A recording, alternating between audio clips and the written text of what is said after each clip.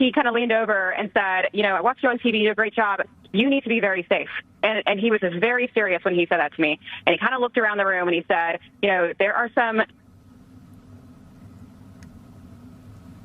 So I would say, and what I've done, and I've told people, I'm willing to give up my security for the military, because ultimately that's, to me, the highest cause is the safety of our nation.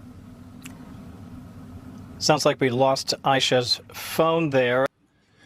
What's going on, everybody? Today, I'm going to look at all the angles of the Trump assassination attempt, and specifically him using it as another excuse to essentially build the ballroom, which was being built, but there's some legal issues with that. And then also the FISA spying bill, where he invokes the war in Iran and the assassination attempt to kind of push to give the military our privacy in order to fight foreign nations. So a lot of interesting stuff about this. I took hours and really days to compile everything, and I think I have a great live stream for you guys today. I want to walk through the most obvious stuff, the easiest to prove, the simplest, the least conspiratorial. And then slowly as we go on, we'll look at all the angles, all the stuff people are talking about, weird things that happened on the news, interesting things that Trump said, and we'll get through it all. But the first thing we're going to start with is security, and we'll go on from there. So appreciate you guys. Give me a thumbs up in the chat if it sounds good. Thumbs up on the video for the algorithm. Dream Rare podcast starts now, and I'm excited for today's live stream. I put a lot of work into this, so appreciate y'all. It's the Dream Rare podcast. Welcome to the show. The way to get the news at the desk or on the road. Let's go. God is great and success in our control. The world is crazy, but we get better from obstacles. Yeah. What's going on, everybody? Thanks for being here, and I'm going to get right into the show. Got a lot of clips, a lot of things to cover, but we're going to walk through every aspect of the Trump assassination attempt at the White House Correspondents' Dinner, starting with the easiest to prove, the most obvious, the stuff that pretty much everyone will agree with me on, I think. And then as we get down, it's going to get weirder, more conspiratorial, but that doesn't necessarily mean more wrong. It's just, less hard to prove and just things that everybody's talking about. So thanks for being here. Let's get into it.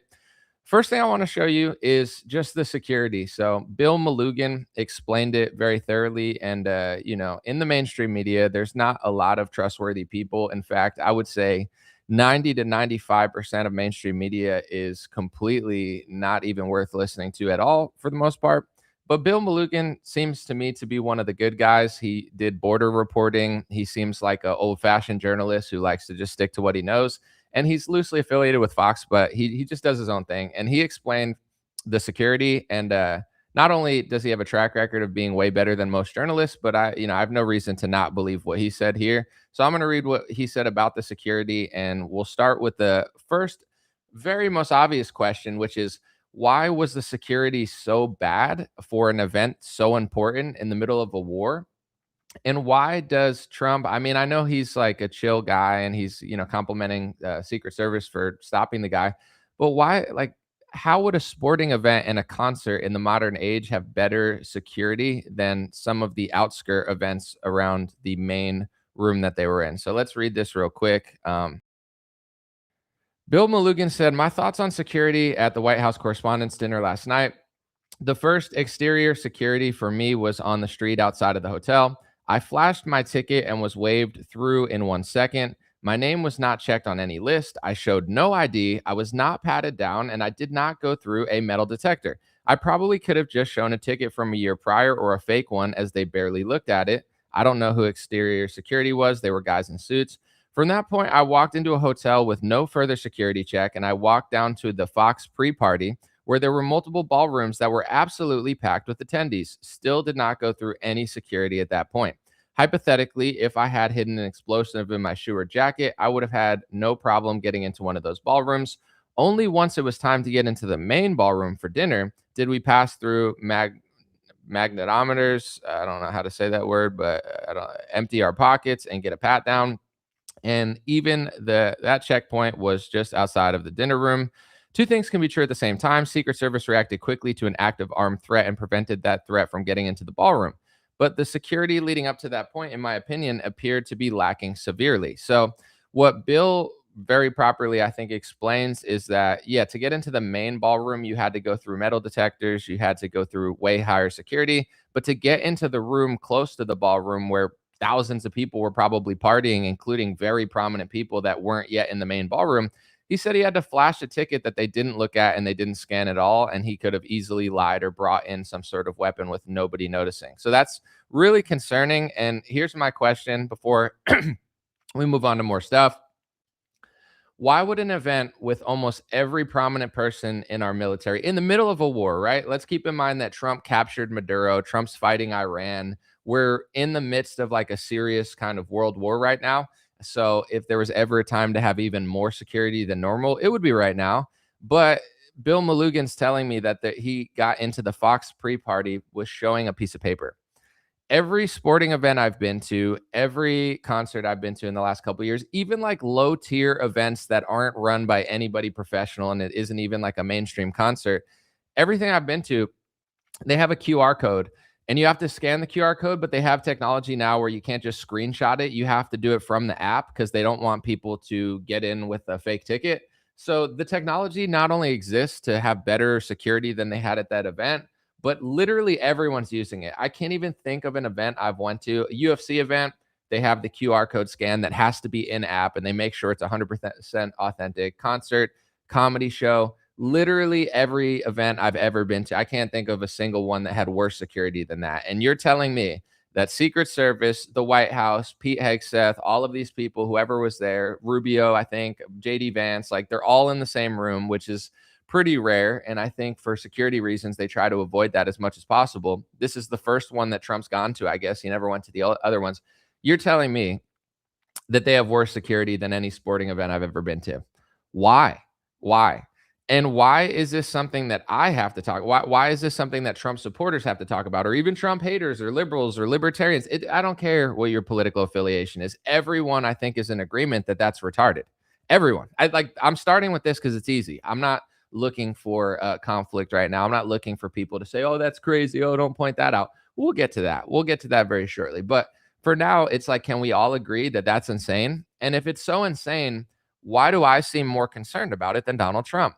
Why do I seem more concerned about it than our government, than the people who were there and in that room? I can't, like, if I would have went to that event and I would have gotten into multiple parties and pre-parties and ballrooms before the main one, and all I had to do was show a piece of paper, I would have been thinking right then and there, this is insane. Because like I said, I don't want to keep repeating myself, but I've probably been to like 10 or 15 events in the last 3 years. Not a single one just has a piece of paper because everybody knows that a piece of paper is easy to scam.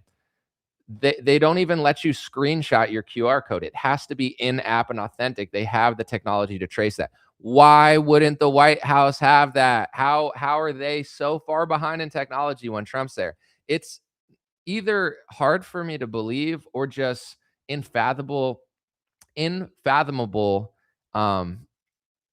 ineptitude, just poor performance, just complete, just I don't know. I don't know why I'm trying to be like so eloquent with my wording here, but it's just retarded.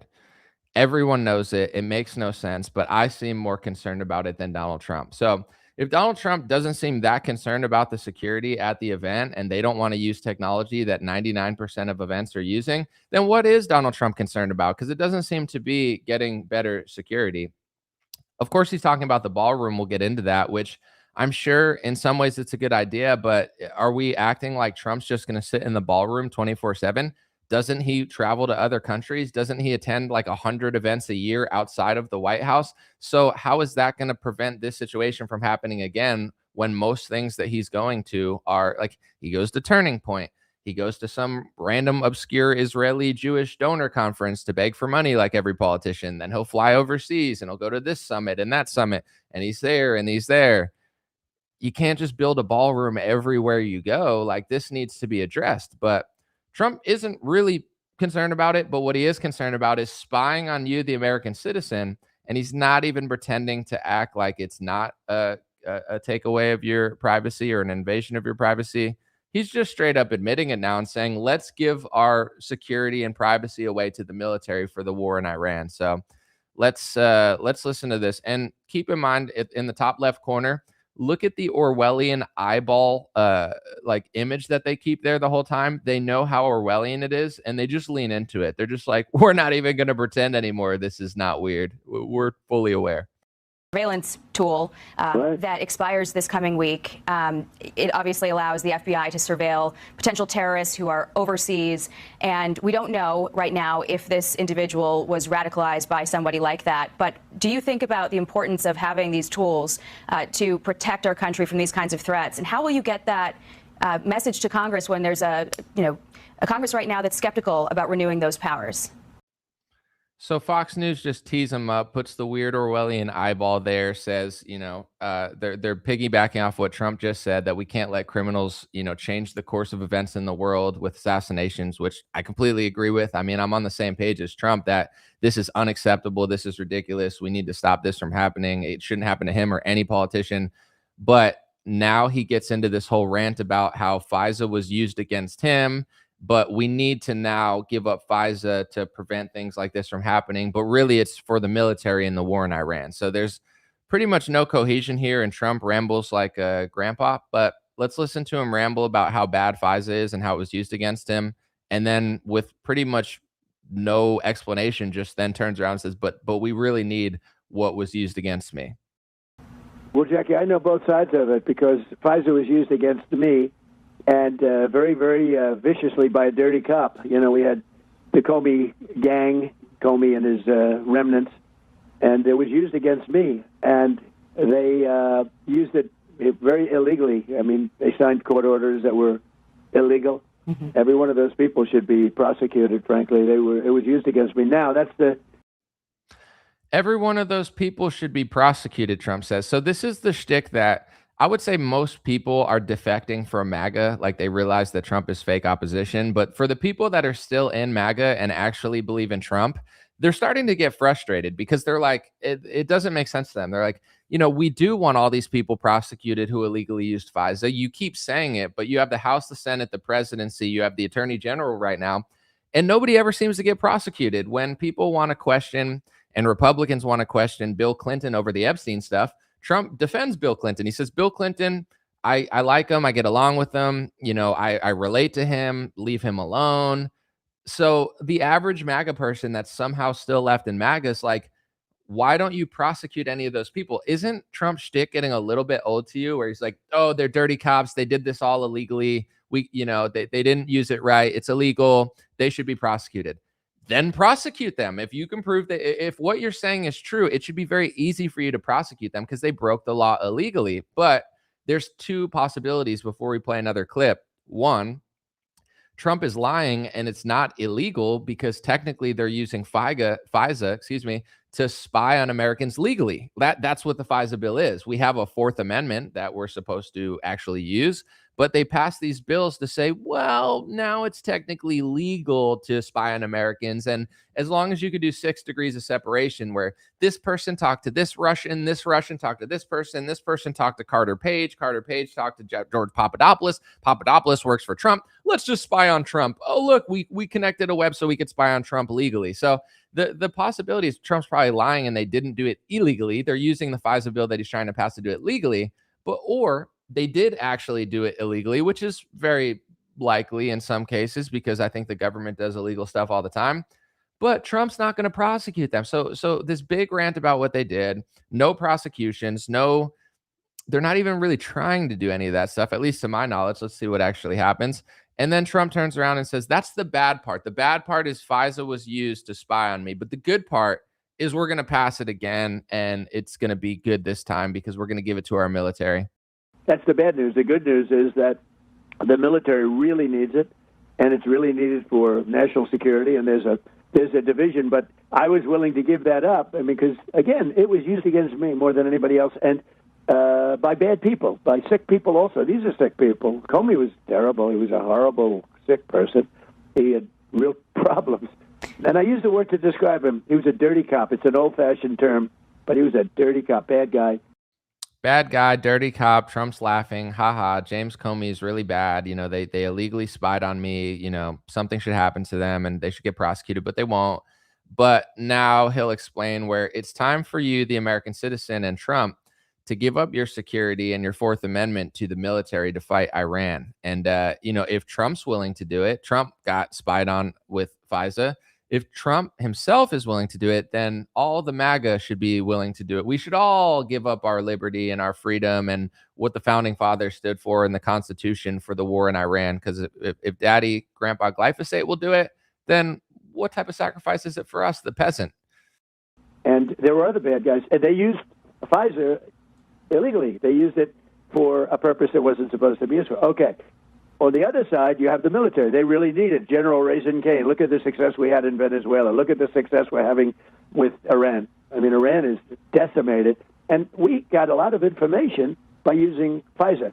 I think we would have been very successful regardless, but it made the job a lot safer and a lot easier. So I would say, and what I've done, and I've told people, I'm willing to give up my security for the military, because ultimately that's, to me, the highest cause, is the safety of our nation. I quote Trump. He says, I'm willing to give up my security for the military. Isn't it supposed to provide security? Isn't that what we're looking for? Like, security needs to be better at Trump events so people don't get that close to him. Security needs to be better for Americans. We need security. The quote is supposed to be, you're not supposed to give up liberty for security, because then you'll lose both of them. But Trump is getting it confused, where he's like, I'm giving up my security for the military. Why would you need to give up security for the military? He's giving up liberty and freedom and the Constitution for the military, which is also a bad idea. But this is like the good and bad part about Trump. Like, obviously, I could talk about it all day, but the one thing that I really do like about Trump in these situations is he doesn't pretend that they're not spying on you. Like, other politicians are like, we're not going to spy on you. It's only for the bad guys. It's only for the terrorists. Like, it's not going to really affect you. Trump doesn't seem to have the capacity to even lie to us like that. He's like, no. You will be giving up your liberty. You will be giving up your security. You'll be less secure, but it's for the military in Iran. At least he says it. At least he's not gaslighting us. I mean, he is gaslighting us on other topics, but with that, he's totally transparent. You will lose your liberty. You will lose your freedom. You will lose your security. It's for the war in Iran. If he can do it, you can do it. So, when this all went down, I wasn't like paying attention. I wasn't watching TV. I wasn't even home. So people started texting me, right? And they're like, did you see what happened? I was like, no, I'm busy. So I was like way behind on all this stuff. And, yesterday and today, I kind of like processed it all. But what I like to do is, obviously I know what I think, but I like to see what other people think that don't agree with me, people that like Trump more than I do, people that are not into conspiracy theories like that. To me, that's more interesting, because then it shows you kind of where the baseline. It's my own like polling of people that I know are willing to disagree with me like 8 times out of 10. Every person I talk to doesn't believe this. And I'm not saying it's not real. I think a lot of elements of it are real. It's not like I think everything's completely fake. But at the same time, like, when people that like Trump think it's something suspicious, when people that don't believe in conspiracy theories and watch television think it's suspicious, it's hard for me to, even on my Facebook page, most people thought it was suspicious, and it's more of an over 50, 60 crowd on average. Of course, there's a lot of people there.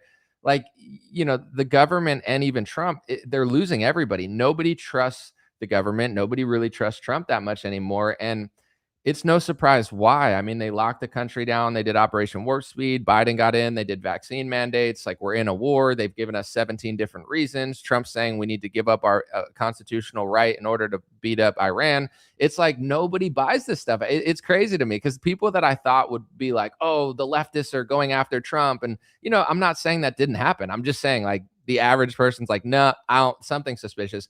To me, I'm going to get into more suspicious stuff, but the number one most suspicious thing that's provable was the security. Makes no sense that it's worse than security at every event ever. Why? How?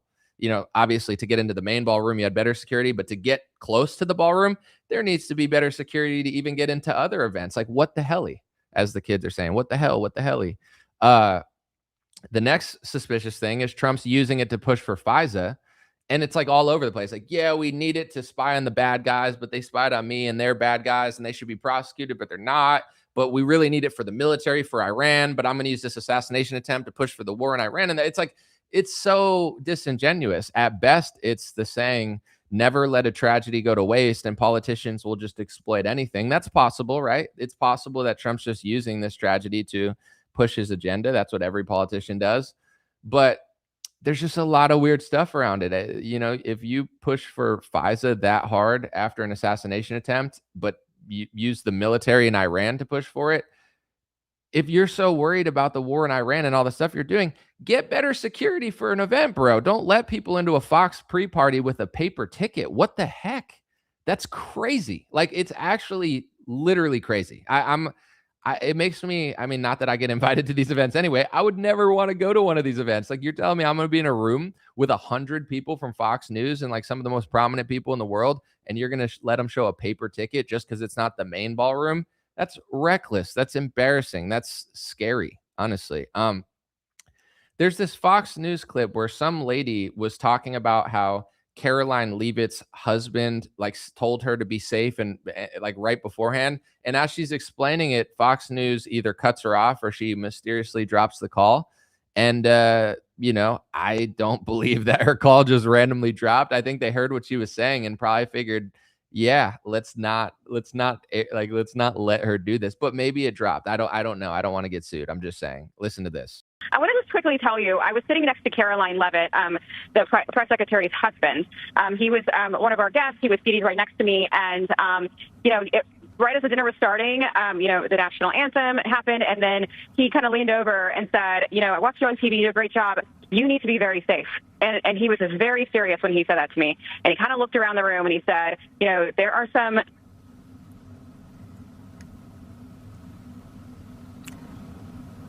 Sounds like we lost Aisha's phone there. Darn it, we lost her phone. She talked about Caroline Leavitt's husband telling her you have to be really safe tonight before the shooting happened, which is, I mean, understandable, I guess. But it just so happens that her phone call just mysteriously dropped from Fox News before she could finish. I mean, what are the chances that the connection's just not good enough? He's like, I talked to her husband. She told me to be really safe. And then oh no, we lost her. I'm so sorry. Back to Sean Hannity, talk about the war in Iran and gold commercials. People notice this too. I mean, I understand that shots fired is a generic phrase, but she did say there's going to be some shots fired in the room, which also is a generic phrase. I don't think this necessarily means anything, but it is just more context of stuff. And like to add the in the room in hindsight makes it more interesting. I'm not saying this means anything, but obviously the internet noticed this. Ready to rumble, is he not? He is ready to rumble. I will tell you, this speech tonight will be classic Donald J. Trump. It'll be funny. It'll be entertaining. There will be some shots fired tonight in the room. So everyone should tune in. It's going to be really great. So, yeah, I mean, I don't think it necessarily means anything. There's going to be shots fired. Is like but like to say there's going to be shots fired in the room, I don't know. That's kind of still normal, but making it weirder. And then the fact, I'm just going to play the Fox call again. The fact that somebody called in and tried to talk about what her husband told her, and then they cut her line, like this just adds to the mystery, right? Even if you don't think this means anything, it adds to the mystery. Me personally, I'll tell you what I think at the end of my presentation, but let's keep going. Let's listen to this call that got dropped on Fox one more time. I want to just quickly tell you, I was sitting next to Caroline Leavitt, the press secretary's husband. He was one of our guests. He was seated right next to me. And, you know, right as the dinner was starting, you know, the national anthem happened. And then he kind of leaned over and said, you know, I watched you on TV. You do a great job. You need to be very safe. And he was just very serious when he said that to me. And he kind of looked around the room and he said, you know, there are some.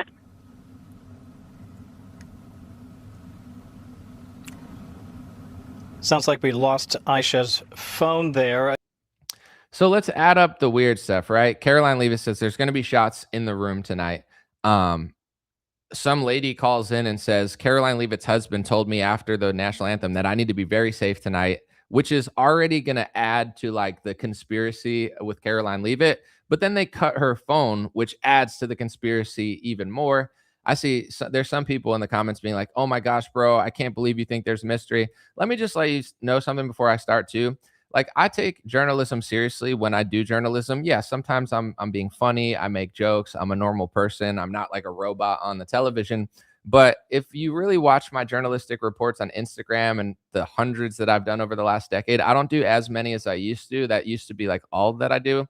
But I like, journalism is supposed to be objective, or, you know, I would say maybe objective is not the right word. Journalism is supposed to be nonpartisan or at least accurate. It's supposed to show both sides of the equation. Of course, I lean in many directions with a lot of different things, but when I do journalistic reports, I like to lay out the facts. I like to be as honest as possible. But of course, I have my suspicions and opinions about all of this as well. But you have to understand with my page, it's not like some people just podcast and all they do is just speculate and say what they think. I take journalism seriously when I'm doing journalism. I'm not like a full time. That's all I do. I'm not going to make any jokes. I'm never going to be funny. I'm never going to say my opinion. It's not what I do. But, this is a report or an analysis and a presentation of the facts and what other people are saying and what the world thinks on both sides, and then I'll let you know. So if you think I'm being like soft or something on it, I think I'm just being fair. And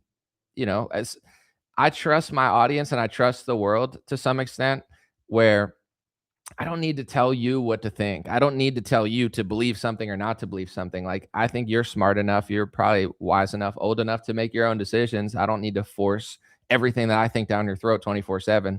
Just let the presentation fly. But that's the Caroline Leavitt stuff. Very interesting. Now we're going to get into the ballroom stuff, because this is one of the most underreported and I would say confusing topics, because it's being presented to everybody that it's the left who wants to stop the ballroom because they have Trump derangement syndrome versus the right who wants to build the ballroom for Donald Trump. Then you have another layer of it where Trump says, I'm building it without taxpayer money. You should be really glad about that. But this is coming from me, right? I voted for Trump. I'm conservative. I'm a registered Republican. I think I'm more conservative than Trump. It's not a competition. I'm just letting you know I'm not a liberal. I don't even listen to like anything that the left ever says. I don't like the fact that it's being funded by donors, because I think it should be funded by taxpayer money. Should we let donors fund our military? Should we let donors like build everything in our? I don't like that idea, because donors pay Trump and Biden and politicians from the Israel lobby, from the pharmaceutical lobby, from the oil lobby, from the green energy lobby. There's lobbies for everything, but they pay in order to bribe politicians to get them to do things. If this ballroom is actually like a military bunker, like Trump is saying it is, it should be in the military budget. That's what taxpayer dollars are for. Taxpayer money is for America. Taxpayer money is to build the White House. Taxpayer money is not for Israel, not for Ukraine, not for Yemen, not for this, not for that. They spend billions of dollars a day overseas fighting foreign wars. But then when it comes to building the White House, now they don't have taxpayer money. That's what it's for. I want it to be by taxpayers, because that means there's no donors paying for it. But if you look into the ballroom, it's being funded by the Adelson family. It's being funded by another Israeli billionaire. It's being funded by, I think, Lockheed Martin. It's being funded by crypto bros and like weird, obscure donor families. And that's very weird. And I'm going to get into all the ballroom stuff, but I just wanted to preface it with this. This is why you can't just, and I'm not trying to be preachy, but you can't just listen to Republicans. Obviously, you can't listen to Democrats, but most Republicans are fake opposition. Like, it's completely fake. And my analogy that I'd like to use, let's just say there's gold in a hole right down here. And I'm sitting here saying, it's there, it's there, it's there. And I'm purposely running you in circles for the rest of your life so you can never find where the gold is buried. That's what most Republican media is. Yes, they agree with you on social issues. Yes, they pander to you. Yes, you think they're on your side because they seem like they are to the very dumb average viewer that hasn't figured it out, because we've had a decade now to see through this stuff. It should be obvious. But in general, that's what the Republican Party, they want to frame it as. It's left versus right. It's good that it's not taxpayer money because we're not wasting taxes for it. But it's like, it's a whole optical illusion designed to make people think it's a left or right issue and not look at what it really is. So now that Trump is also using this tragedy and this breach of security or, heroic effort by the Secret Service, whatever you want to frame it as, to build the ballroom. And look at all these people that said this is why we need the ballroom. You got Andrew Colvett, Libs of TikTok, Jack Posobiec, and Wokeness, Wall Street Maverick, Meghan McCain, Terrible, Dustin Gray, Cerno, Tom Fitton, Geiger Capital, Buzz Patterson, Sean Farash, Nick Adams, Randy Fine, Bryn Hollyhand. Randy Fine says he's filing a Build the Ballroom Act to create explicit statutory authority for a White House ballroom. the Attorney General of America saying this proves we need the ballroom. So all of a sudden, there's a horrible event at a hotel with terrible security. Although I would say the security in, like, you get what I'm saying. The outer layers were bad. The inner layers of the security were good. But now this just proves we need a ballroom, because Trump is going to sit in the ballroom 24/7. He's going to attend over 50 events in different states, different cities, different countries all year. And there's not going to be a secret, Adelson Bunker ballroom, Lockheed Martin, Crypto Bro ballroom funded. Like, you need to figure this security stuff out. Like, is he never going to do a rally again, like in Butler? Is it going to be a ballroom on wheels that they could bring to Pennsylvania? Like, yes, you could build the ballroom. I'm not anti-ballroom, but I am against donors funding it. And let me show you some more interesting stuff about the ballroom. It's actually being built by an architect named Shalom. This is the forward, a Jewish independent publication. It says, Trump's new White House ballroom architect is a Jewish immigrant who has advocated for refugees. So Trump never hires leftists to do anything, but I guess as long as they're Jewish, then Trump's okay with it. And his $300 million ballroom is backed by tech bros, crypto giants, and 2 Israeli billionaires, says the Times of Israel. Of course, Miriam Adelson's funding it, and Isaac Perlmutter. According to the Forward article, it says that Barnes wrote an op-ed against Trump in 2017 in the Washington Post, saying he was against the president's travel ban. He wrote, the anti-immigrant sentiment I feel today is nothing new to me. When my Jewish parents arrived in the United States just a few years ago after fleeing persecution in an Arab regime, it was difficult for them to be accepted here as it is for Muslims now. So he didn't like Trump's Muslim ban, and he used his Jewish identity in order to push back against Trump's Muslim ban. So he also worked with HIAS, Hebrew Immigrant Aid Society, which is what Alejandro Mayorkas, the Jewish Secretary of Homeland Security, he was on the board of HIAS. They're one of those organizations that happens to be Jewish that Mayorkas is connected to, that just loves bringing in more immigrants, more refugees, more. So the architect is a Jewish guy who donated to Democrats, who's against Trump's travel ban. And he's going to be building the White House ballroom, and it's going to be funded by Miriam Adelson, who Trump has multiple times admitted on camera. So this is not anti-Semitism, because Trump has admitted this. She pays him hundreds of millions of dollars and then always asks him to do things for Israel. One time he said on stage about her husband, Sheldon, that's all he really ever asked for is things for Israel. So he's getting paid by Israelis to do things for Israel. And then he's letting a Jewish leftist build a White House ballroom that's not being funded by your taxpayer dollars. It's being funded by billionaires, including people with dual passports. What more do I really need to say? I mean, I'm going to say more, but it's like, what's this ballroom going to be? Are we sure it's going to be super secure? Are we sure it's not going to be used for any nefarious purposes? I mean, hypothetically, allegedly, just, I would say hallucinogenically. I'm just going to use words that make no sense for liability reasons, like, because I'm not saying this is happening, but I'm just saying hypothetically. What if it was built with spying technology that presidents weren't aware about? And now we have a outsider, privately funded donor ballroom from donors who want Trump and other politicians to do things for foreign nations, building a building on White House property.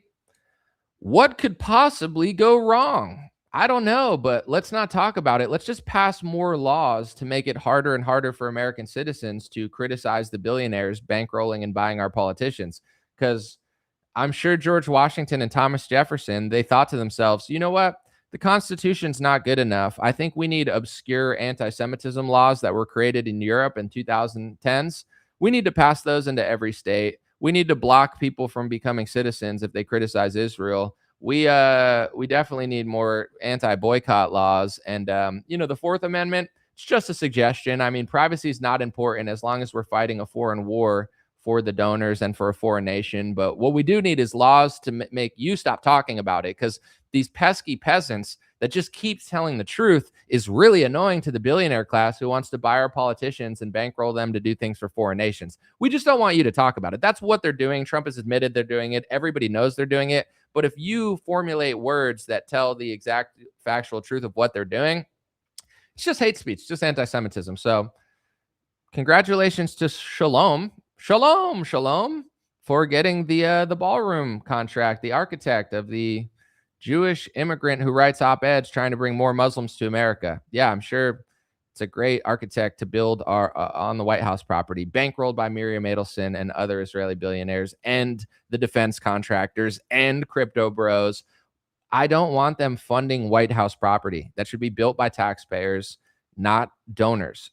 If a donor funds a White House ballroom that's actually like a military compound, like, are you going to tell them that they can't do certain things when they paid for it? You know what I'm saying? It's like if I paid for a building and you're like, sorry, bro, you can't come here. I'm like, listen, buddy, I paid for it. It's like being the owner of a football team. You're the owner, you know? Hey, sorry, Al Davis. Sorry, man, you can't come to the facility today. I own all of you. What are you talking about? What do you mean I can't come to the facility? I'm the owner. You're fired. You're fired. Trade that guy. Oh, he's the star quarterback. I don't care. You know, the owner runs the team. People who pay for buildings own the building. But you're telling me that it's just going to be so different for the White House ballroom. But remember, boys and girls and ladies and gentlemen, it's just the left versus the right. That's all it is. Just the liberals versus the Republicans. These pesky liberals just don't want me to build my ballroom because they want it to be taxpayer funded because they're socialist. It's like, it's all just WWE theater. And like I said, I understand that Trump wants a ballroom. I'm fine with a ballroom on the White House lawn. I'm fine with it being highly secure from drones. I'm not anti-ballroom. I don't think it's a terrible idea. I think it's a fine idea, but it's got to be, if it's a military compound, it's got to be in the military budget, not funded by people that want to essentially, in my view, purchase our military and use them for foreign objectives by purchasing our politicians and paying them off and bankrolling them to get our military to help the country that they like more than America. It's crazy what Trump is doing. Honestly, like, it's getting really bad. I knew he sucked, but he's way worse than I thought he was. But I guess now we all have to just pretend like he's amazing because he's using a tragedy to do what he already wanted to do and use it as an excuse to do it. I mean, it's like, this is the type of stuff that makes it weird. If he was just like, yo, a leftist went after me, leftists are insane, you know, we need better security and we need to make sure we have QR code scans that can't be duplicated, not just like no security, I'd be like, yeah, okay, I believe Trump. This seems legit to me, but he's already using it to push objectives he already wanted to use that don't make any sense. Like, you're telling me that a ballroom's going to protect him every time he goes anywhere? Like, he still goes to golfing events. You got to beef up security and layer it like an onion, not layer it like a dead onion that has like just a core. Oh, we have really good security in the middle. It's not good enough, bro. He's the president of the United States. We want Donald to live and do his thing. Like, if Donald loses, we want him to lose an election and have a better leader, not some random liberal do that.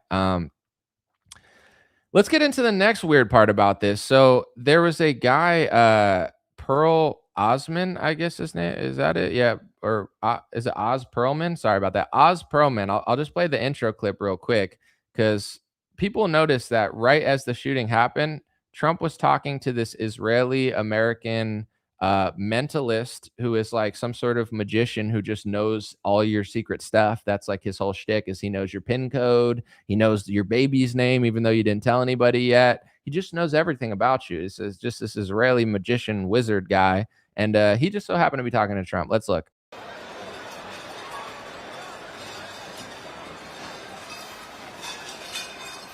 He kind of. So that's what was happening. Let's check this Joe Rogan clip. If you've never seen this, it's really disturbing. He went on Joe Rogan and he was trying to do a shtick to say, like, I'm not going to talk about your real PIN number because obviously that would be insane to talk about your like debit or credit card PIN number. But he said, come up with a 4-digit code that's not your PIN number because I want to do a little trick. But Joe Rogan was not impressed. Joe Rogan didn't believe him and was like, kind of be like, no, you're wrong. So then Oz Perlman decided to tell Joe Rogan he knew what his real PIN code was. And on air, this is one of the douchiest, most insane, psychotic things I've ever seen. On air, he reads the first number of Joe Rogan's PIN code. I bet after this interview, Joe Rogan ran to the bank and changed his PIN code. He read it on air to an audience of millions of people. And everybody noticed that and was like, wow, what a horrible person this guy is to do that to Joe. But I think he did that because he was trying to do it without the PIN code. But Joe was like, I don't believe you. I'm not impressed. So then he decided, I think it was like an ego bruise. And he was like, oh, yeah, you're not impressed? Well, is this your real PIN code? And Joe's like, all right, bro, relax. I'm sorry. I'd given you 5 minutes, you would have done this different. No, I wouldn't have. No, you would have. Why would I have? Because you would have thought about it, and then people go down a different path. Nope. No? Nope. Okay, worked out for me either way. You'll be honest if I'm right. Okay. I got a hit, which means it's a 0 or 1. I think the first number of your code's a 1, isn't it? Your real PIN code. So once again, I don't have the full clip. I don't want to get copyright stricken, but it was supposed to be like a fake PIN code. Joe was like, nope, don't believe you. Nope, you're wrong. So he goes, all right, well, yeah. Oh yeah. You don't believe me? Well, I think your real PIN code is 1. Is that right? And then Joe's like, bro, why would you say that like on a podcast? That's super messed up, dude. My ATM PIN code? Why would I tell you that on the air? Should I only show this to you? Sure. Only show it to you? Yeah. Can we acquiesce that the first number I got was correct? Yes. Okay. Now, you did repetition. So yeah, I like the fact when people always say to me it's fake when they watch the videos, they're like, you must have set up. Joe doesn't even want this to happen right now. He had no idea this was going to happen. I wonder why Joe Rogan doesn't want his PIN code for his money read on air. I wonder why. And once again, that's Oz Perlman, the Israeli-American mentalist who just guesses everybody's stuff. He was the one standing right next to Trump as the shooting went off.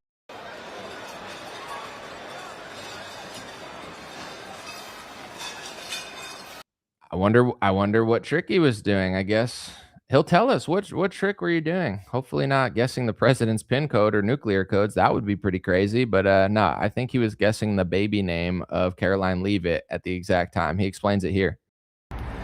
All right, I'm here again with Oz Perlman, and you can now finally tell us what the trick was you were performing on Caroline Leavitt. Caroline Leavitt, the press secretary, challenged me, said, I'm having a baby next week. We were talking about it because we both have children.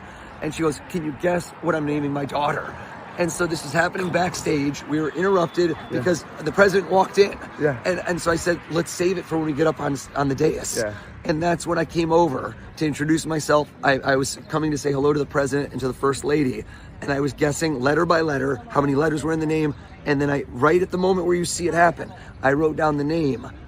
And I said, how did I do? And I turn it around, and that's when you see the first lady go, oh, and she goes, is that the name? And that's the moment where this happens. All right, and Caroline has given you permission to tell us what you guessed, which is the name of her baby. That's exactly right. That's what's on the paper. And what's the name? I believe the name is Vivian. So yeah, that's what I guessed. I mean, anyway, what a surreal part of the night. I'll never forget it. At the moment. All right, Oz Perlman.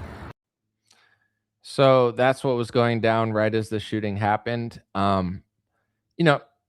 Obviously another weird coincidence. There's a lot of speculation online. I'm not saying this is true, but I'm just saying, like most people, if you look online at that clip of him reading Joe Rogan's PIN number, people are essentially claiming that he's kind of like, I don't want to say the word for legal reasons, but like letting Joe know, like, dude, I know your PIN number. And then knowing the press secretaries, how would you know their baby name? I mean, I understand magic is incredible, and like the things that like David Blaine and David Copperfield do, they do have like really crazy skills to do things that I don't understand. So there's a possibility he's just really good at that. But a lot of people online are speculating that he just has access to the information, so he can pretty much just like act like he just thought of it, but he has access to it somehow. I'm not saying that that's true, but that's what most people seem to think, or a lot of people seem to think online, that it's just like, that sort of way to conduct the magic trick. I don't know what is true. I'm not saying that's true, but I do think that a lot of companies and a lot of industries that I think probably, in some way work with Israel, have a lot of information on everybody. So I'm not saying that has anything to do with him, but like if you look at Palantir, how much info does Palantir have? What was Palantir's connection with Jeffrey Epstein? Jeffrey Epstein told a former prime minister, this was in audio in the Epstein files, he said, you should check out this company, Palantir. He had multiple emails with Peter Thiel.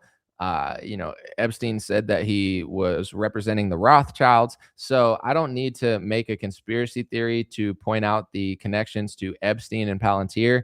It's very well documented. Palantir just got a massive no-bid contract, I believe, to surveil or do some sort of security within the farming industry. Trump gets donor money from Palantir, so he's been giving them massive contracts in like a lot of industries. They've been just crushing since Trump got into office. So I'm not saying that has anything to do with this guy, but I'm just saying that a lot of people online are speculating a lot of things and just wondering like where this info is coming from. Not saying that's true, but that is what I've seen. Like, I didn't even look into that guy that much because when it happened, I was like, that's weird, but I don't really care. Only because he was like right next to Trump.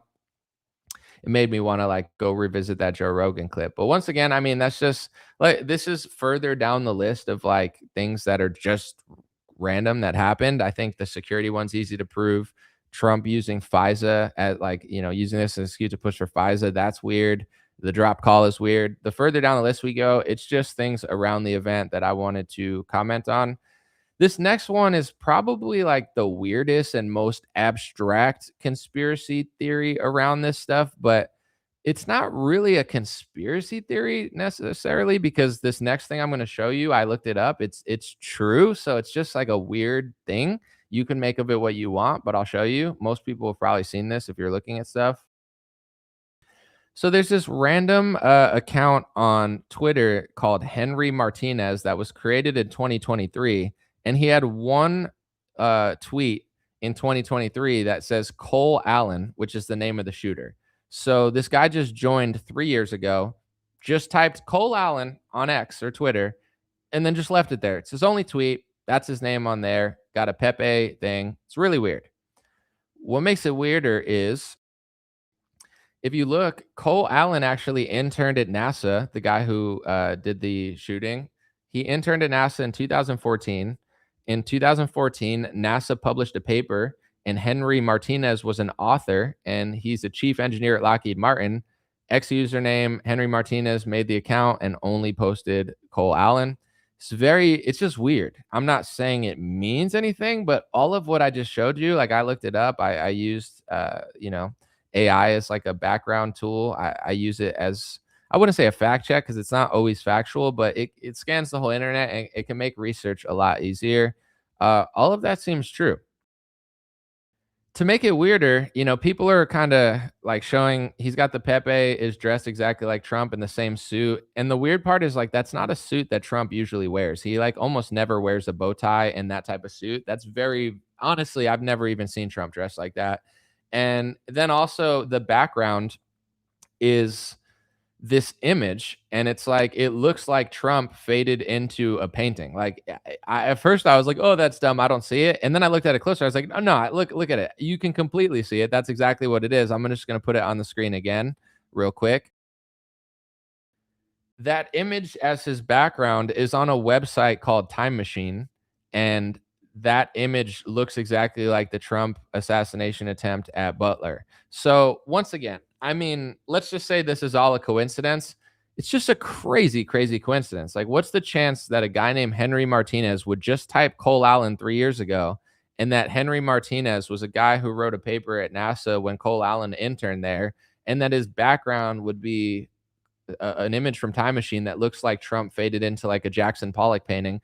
It's all really strange. And obviously, like, people are just coming up with a bunch of random theories around that. I'm not saying that they're true, but some people are like, I think they time traveled, this or that.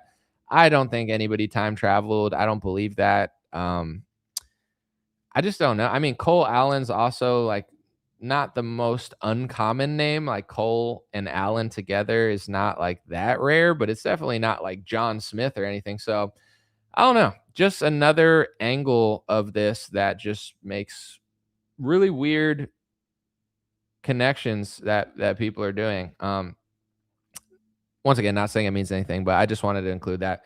So just to wrap it up, and then I'll read some comments. And if anybody has like super chats, I can't scroll back, sorry, but if you have new ones, I'll probably read a few.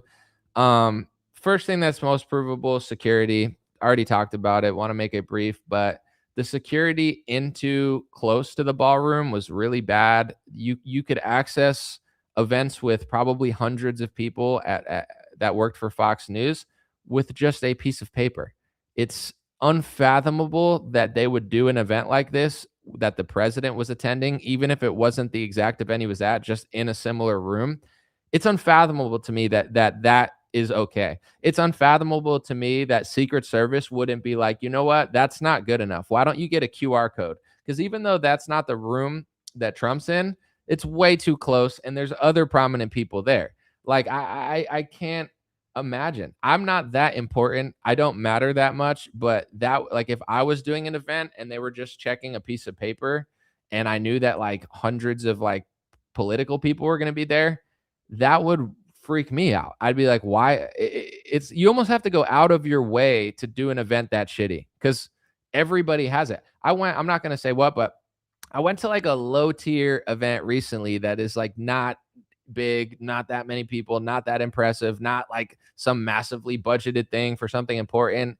They had QR code scans that couldn't be duplicated. They checked tickets harder than they checked to get into a Fox News pre-party. Either Secret Service, Trump's security, Fox News, and every person in Washington is the stupidest person in the world, which is possible. They're pretty stupid. Or something else is going on. Like, they're trying to set these people up. For those who don't know, I just want to show you. Bill Malugin said he got into his Fox pre-party with a lot of important people with a piece of paper, and nobody patted him down. Nobody checked anything. There was no metal detector. So he said he could have done whatever he wanted, essentially, to get not into the main ballroom, but the pre-party with other very prominent people there. Either they hate Donald Trump, Secret Security doesn't like, I could talk about this for an hour. It's insane that they did that. And it's even weirder that Trump doesn't seem to even care. He doesn't even seem to care. He thinks they did a great job. No big deal to Trump. He had nothing bad to say about it. He said, trust me, I'll let you know if I'm mad at the security, but I think they did a great job at that event. Okay, bro, it's getting a little close, and I know you're a tough guy, but I don't like it. I don't even like Trump, and I don't like it. I like it less than Trump likes it, and I don't even really like Trump that much anymore. But I seem to care about security more than him. Explain that to me. Then he uses it to push for FISA. Let's play the last clip again, because he says he's willing to give up his security to the government or to the military. And there were other bad guys, and they used FISA illegally. They used it for a purpose it wasn't supposed to be used for. Okay. On the other side, you have the military. They really need it. General Raisin Cain. Look at the success we had in Venezuela. Look at the success we're having with Iran. I mean, Iran is decimated. And we got a lot of information by using FISA. I think we would have been very successful regardless, but it made the job a lot safer and a lot easier. So I would say, and what I've done, and I've told people, I'm willing to give up my security for the military, because ultimately that's, to me, the highest cause is the safety of our nation. So now they had bad security and events, so now we need to pass FISA because the military needs our information. Lady calls into Fox, says, Caroline Leavitt's husband told me this right before they drop her call, or the call drops. They say they need to really desperately build a ballroom that's being built by a Jewish architect who is against Trump's Muslim ban. He wants more Muslims in America. He works with Refugee HAIS, who Mayorkas was a board member of. And that's who Trump trusts to build the ballroom that isn't being funded by taxpayer. I don't like, here's another question too. And I don't know, what's the oversight of this? Like, you're going to let a guy who donates to Democrats, who works with and believes in refugee resettlement, similar to Mayorkas, and you're going to let him build White House property? Like, what's the oversight on that? How do you know what they're building? It's being funded by people who asked Trump to do things for Israel. Like, that's what, who there has to be, like, it's not just a left or right issue. And I don't even know what the left is saying because I don't listen to them, but I don't think they should build it with donor funds. I do think it's like a security risk. I do think that if it's a military base, it needs to be funded by the military, funded by our taxpayers, and have the same oversight that they would for like a plane. You know, if they're going to use a plane in a war, don't you think they have some sort of process for that before they give it to the U.S. military? Like, they don't just have like donors who pay Trump to do things for Israel do they? Maybe they just do that now. Maybe, you know, I know they're trying to pass some sort of bill to give Americans who served in the IDF benefits like they're American military members. And a lot of people are upset about that. I'm not, like, I talked about this for 6 years, not to be a stickler or anything, but just to be honest. And like, you know, people are like, oh, you're just, you care this much. It's like they're trying to attach our countries at the hip and pretend like we're the exact same country. Like our sovereignty is almost completely gone. It's like there's no difference than serving in the IDF than America. Let's give them benefits like they're military members. Why? It's a different country. Why don't they get it from the country that they served? We have homeless veterans everywhere. Like the veterans aren't even being taken care of in our country. Like why would we pay? It's like this weird push to be like, Israel is America. America is Israel. No, it's not. It's not. And I'm not going to say the number because I don't feel like being called an anti-Semite today, even though I don't care anymore. But ask AI, try to find an AI and prompt it and ask them how many journalists American military has killed in the last 5 years.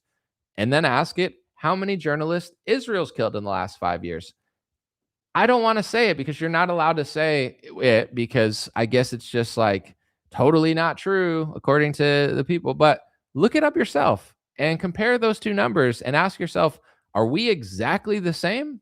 Are we the exact same people, the exact same country? We have the exact same beliefs. We have the exact same national interests. We have the exact same love for the First Amendment. We have the exact same history of 1776.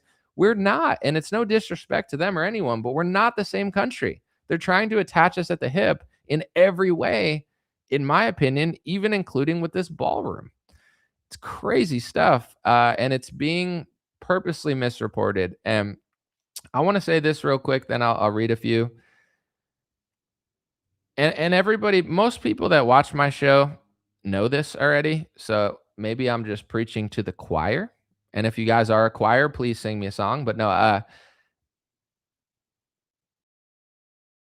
when it comes to most conservative media, the reason I talk about Republicans and conservatives more, I don't like or listen to Democrats at all. I don't trust them. I don't even consider what they're saying most of the time. They've completely lost my trust and my respect for the most part. So the reason I talk about conservative media, Republican politicians, is because if they're fake opposition, we have nowhere to go. Like, yeah, you know CNN lies to you. Everyone knows that. Every Trump supporter that doesn't like Anomaly now, they know that. I don't need to tell you that CNN sucks. You know that. But what you don't know is 90% of the people that you're getting the news from are trying to run you in circles. So it's like if the narrative around the ballroom, outside of my opinion, is it's being donor funded, read the list of donors who are funding it. Look into the guy who's building it. Ask yourself how many government buildings are funded by donors, especially if it's like a military property as a base. And do you want that covered by those people that are paying politicians to get objectives? Or do you want it to be something more nonpartisan that isn't being funded by people who pay politicians to do stuff? Like, it's not a left or right issue, but 90% of Republican journalists, everything is a psyop. They're like, I mean, just look at this picture. I'm sorry, but this, like, you know, I like some people on this list, not many, but like one. I probably like one or two people on this list. I wouldn't say I really like any more, but in general, ballroom. This means we need a ballroom. This means we need a ballroom. So what happens when Trump speaks at Turning Point USA? When he shows up at Turning Point USA? Or he goes to the Republican Jewish Coalition, or he gets a Zionist award, or he flies to the G20 summit, or they host people in Miami. Where are they going to host people in Miami? In a ballroom? No, they're going to host it somewhere that's not a secret military ballroom. And we need better security. We need him to have more layers to it. So I'm not against a ballroom, and I'm not against a military ballroom for politicians. But how is that going to solve this issue? It's not. It's like going to solve it for 5% of their or 10% of their events. It's so ridiculous. And every we need ballroom. This, Bruce, we need ballroom. Ballroom, fix the issue. We need ballroom. Don't pay attention to who's building it. Don't pay attention that it's donor funded. We need it. Now we need to rig the courts to get through the court case. I don't even know what the court case is, but I don't want the ballroom being built by donor funds. So, we'll see what happens. But I don't want to say too much, but based on how the ballroom's being built, I wouldn't be shocked if it were basically a way to have certain donors and certain people have access to the White House for the rest of their lives because they're dumping money into a property on the White House. And that's at minimum. I won't even say what I think maximum, but I think I said it earlier where I'm not saying it's true. I have no idea, but who's going to check this thing to make sure that it's not like a giant spying device or, I don't know. They did Watergate to Nixon, and that was like 50 years ago, 40 years ago, or whatever it was. Maybe 60 years ago now. I don't know. Time flies. I feel like it's 2026. It's like, where did all the time go? I don't know. I thought all these things just happened. But with Nixon, they barely had technology, and they spied on him. And listen to all the stuff he was saying. I wasn't alive then, but I would say that Nixon was talking about a certain group of people controlling America. He was talking to Billy Graham about who was pushing pornography in America. He said he thought the people at Bohemian Grove were a bunch of homos, basically. I mean, that's pretty wild for a president to say all these things, and they just so happen to record him and kick him out of office for Watergate. Yeah, I don't think it was over what they said it was over, but maybe it was. I just don't think that. And someone says Anomaly wants them to have bigger, better security or whatever. It's not that I care so much about politicians, but the White House should be secure. And also, I would say they have a big military budget. They have Secret Service. They have security for the president. It's not like building a new ballroom, if it were built properly, would be some sort of like huge change. It's like they already have a White House. They have massive security there. Like renovating it wouldn't matter to me if it were done properly. I'm just being honest. Some people say, I don't want the ballroom. You could feel that way. I don't care. You pay taxes. You get a right to say what you think about, a ballroom, regardless of who's funding it. You pay taxes. You get the First Amendment. Say what you want.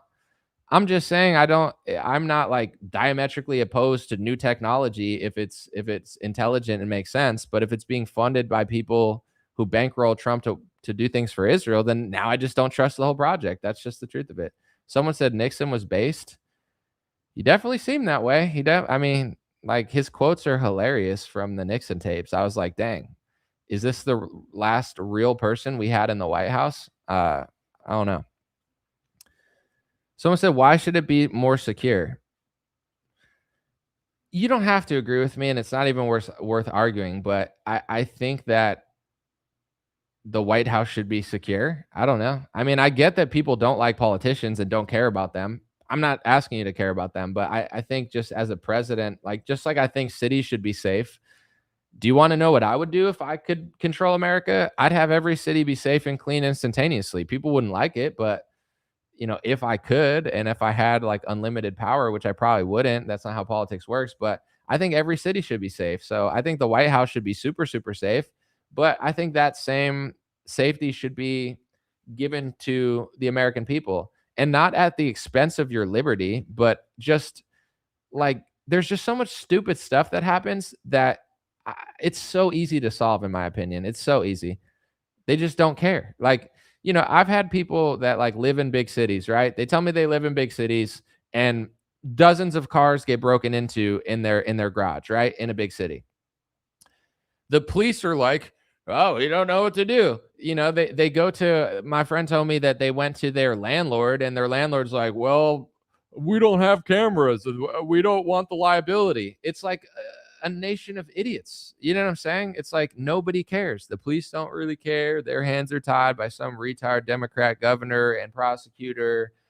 the landlord doesn't want responsibility, so they don't even want to see that happening because they don't want to get a loss. It's like this nation is idiotic. It's like people do things because it's too easy to do things. And then places that actually have better law enforcement, the criminals avoid because they know that they can't do it as easily and they don't want to go to prison. Like, I'm not saying all crime could be disappeared instantaneously, but I think like 70 to 80% of it, this nation's a joke. So it's like, I'm not shilling for like the president, but I'm not like there should be no security at the White House. There probably should. There probably should be there too. But, you know, it's not like my number one priority. I don't work for them, so that should be their priority. But isn't that weird that they don't care? Like, it's like they don't care about their security. They just care about the ballroom. That makes it really suspicious. Like, you notice if you pay attention to politics enough and for long enough, you notice patterns, and you notice when certain people jump up and they're like, get your COVID vaccine, get your booster. You know, like they all do it in unison. You're like, this isn't organic. This isn't real. There's a plot. Like, are people being paid? Is there some group text that everybody's getting? Like, there's something going on, and everybody knows it, and nobody trusts what's going on. So in general, like, I've been observing the ballroom for a while, and I'm just letting you know, because there's some hardliners. I don't want a ballroom. I'm not saying you can't feel that way, but I'm being as fair as I possibly can be. And to me, it's not about whether they build a new thing at the White House or not. I don't care. That's not that big of a deal. But what is a big deal is how they're doing it and why they're doing it and what they're doing and who's defending it and who's not. Like, Meghan McCain really wants a ballroom. Randy Fine really wants the ballroom. Miriam Adelson's funding the ballroom. Some obscure Israeli billionaire who like nobody knows anything about is funding the ballroom. Crypto bros and defense contractors are funding the ballroom. All of the worst politicians in the Republican Party that are paid off by the same lobby, they're all in unison talking about the ballroom. Trump's using a tragedy to push the ballroom and to push for FISA. Like, there's something deeper going on, and everybody knows this. But the difference between me and some commenters, and I don't care, but I want to be as accurate and factual and honest as possible. Some people like to reach. Some people like to speculate. I speculate too. It's like, why do I have to do the most? Like, if you want to think different things than me, that's fine. But I'm trying to take reporting seriously, let you know when it's factual and not debatable, and then let you know when it is debatable. But I don't trust the ballroom, but it doesn't mean I don't trust any construction ever made for politicians ever again. It's just the pattern recognition and the journalism is not on their side for this one. And it's easier to explain it to somebody accurately than like making up things. Like, it doesn't help anyone's cause to like overdo it. But someone said exporting freedom and democracy. I don't know who's doing that. Someone said we're all just being emotionally manipulated back and forth and down, so to release as much, I don't know what that says, as possible to harvest for cosmic party favors. I mean, that's a very trippy way to say what's going on. It's very like abstract, but I hear what you're saying for sure. I like a little abstract sometimes. Someone said undescended ballroom. Yeah, a lot of people are spelling it that way. I mean, the guy who's building it is like, he renovates synagogues. I'm not saying that matters, but it's just like all kind of interesting. I don't know what type of ballroom this is going to be, but he also has built a lot of things. Like, he's a pretty well-known builder. But in the article about him, it said like Trump usually doesn't pick people against his political agenda to do stuff. Like, Trump is very particular of picking people who agree with him. So they were like noticing in the article, they were like, it's really rare that he picks like a liberal who donates to Democrats to build the White House, like one of the most important, if not the most important building that he's building in his entire presidency. And the article's like, why would he pick a liberal who wants to bring more Muslims and refugees to America that wrote an op-ed against Trump?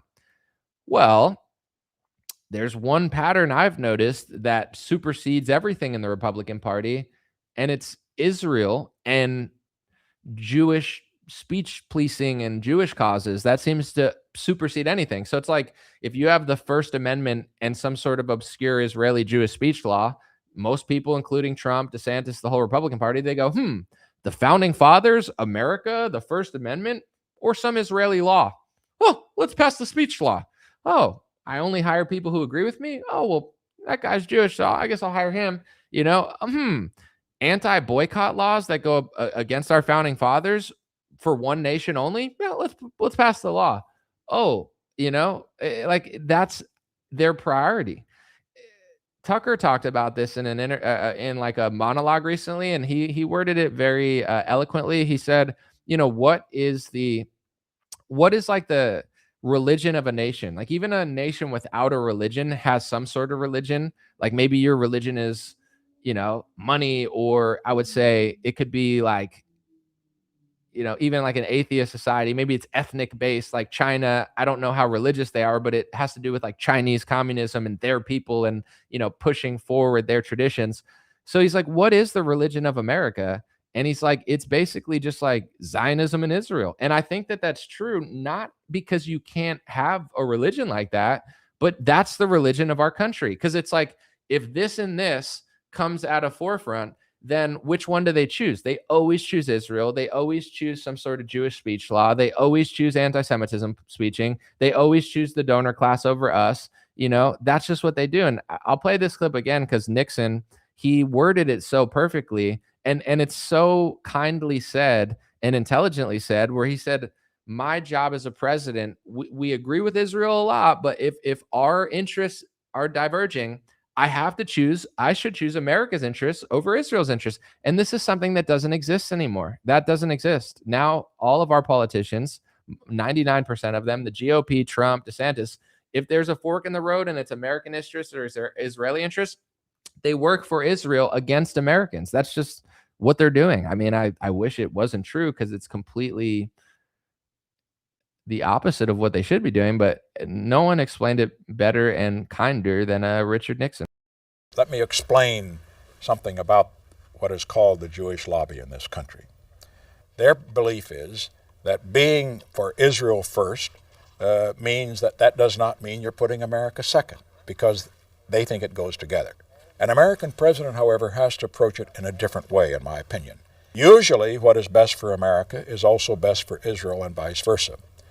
But on occasions, for example, an American president must make a decision that does not, in effect, give the Israelis a blank check. 100% true, but that just doesn't happen anymore. So basically, it's hard not to think through that lens for almost everything that happens, especially with Trump. Like, once you learn about that stuff, or if you've always known about it, I've been saying this recently because it's just what I think, but 2015 to like 2020 Trump, even though he made mistakes, even though he did do some corny stuff, he was his own person. And there was like a pulse there where it's like, did he sell out? Of course. Did he pass laws I disagree with? 100%. Was he a complete fraud during COVID? Absolutely.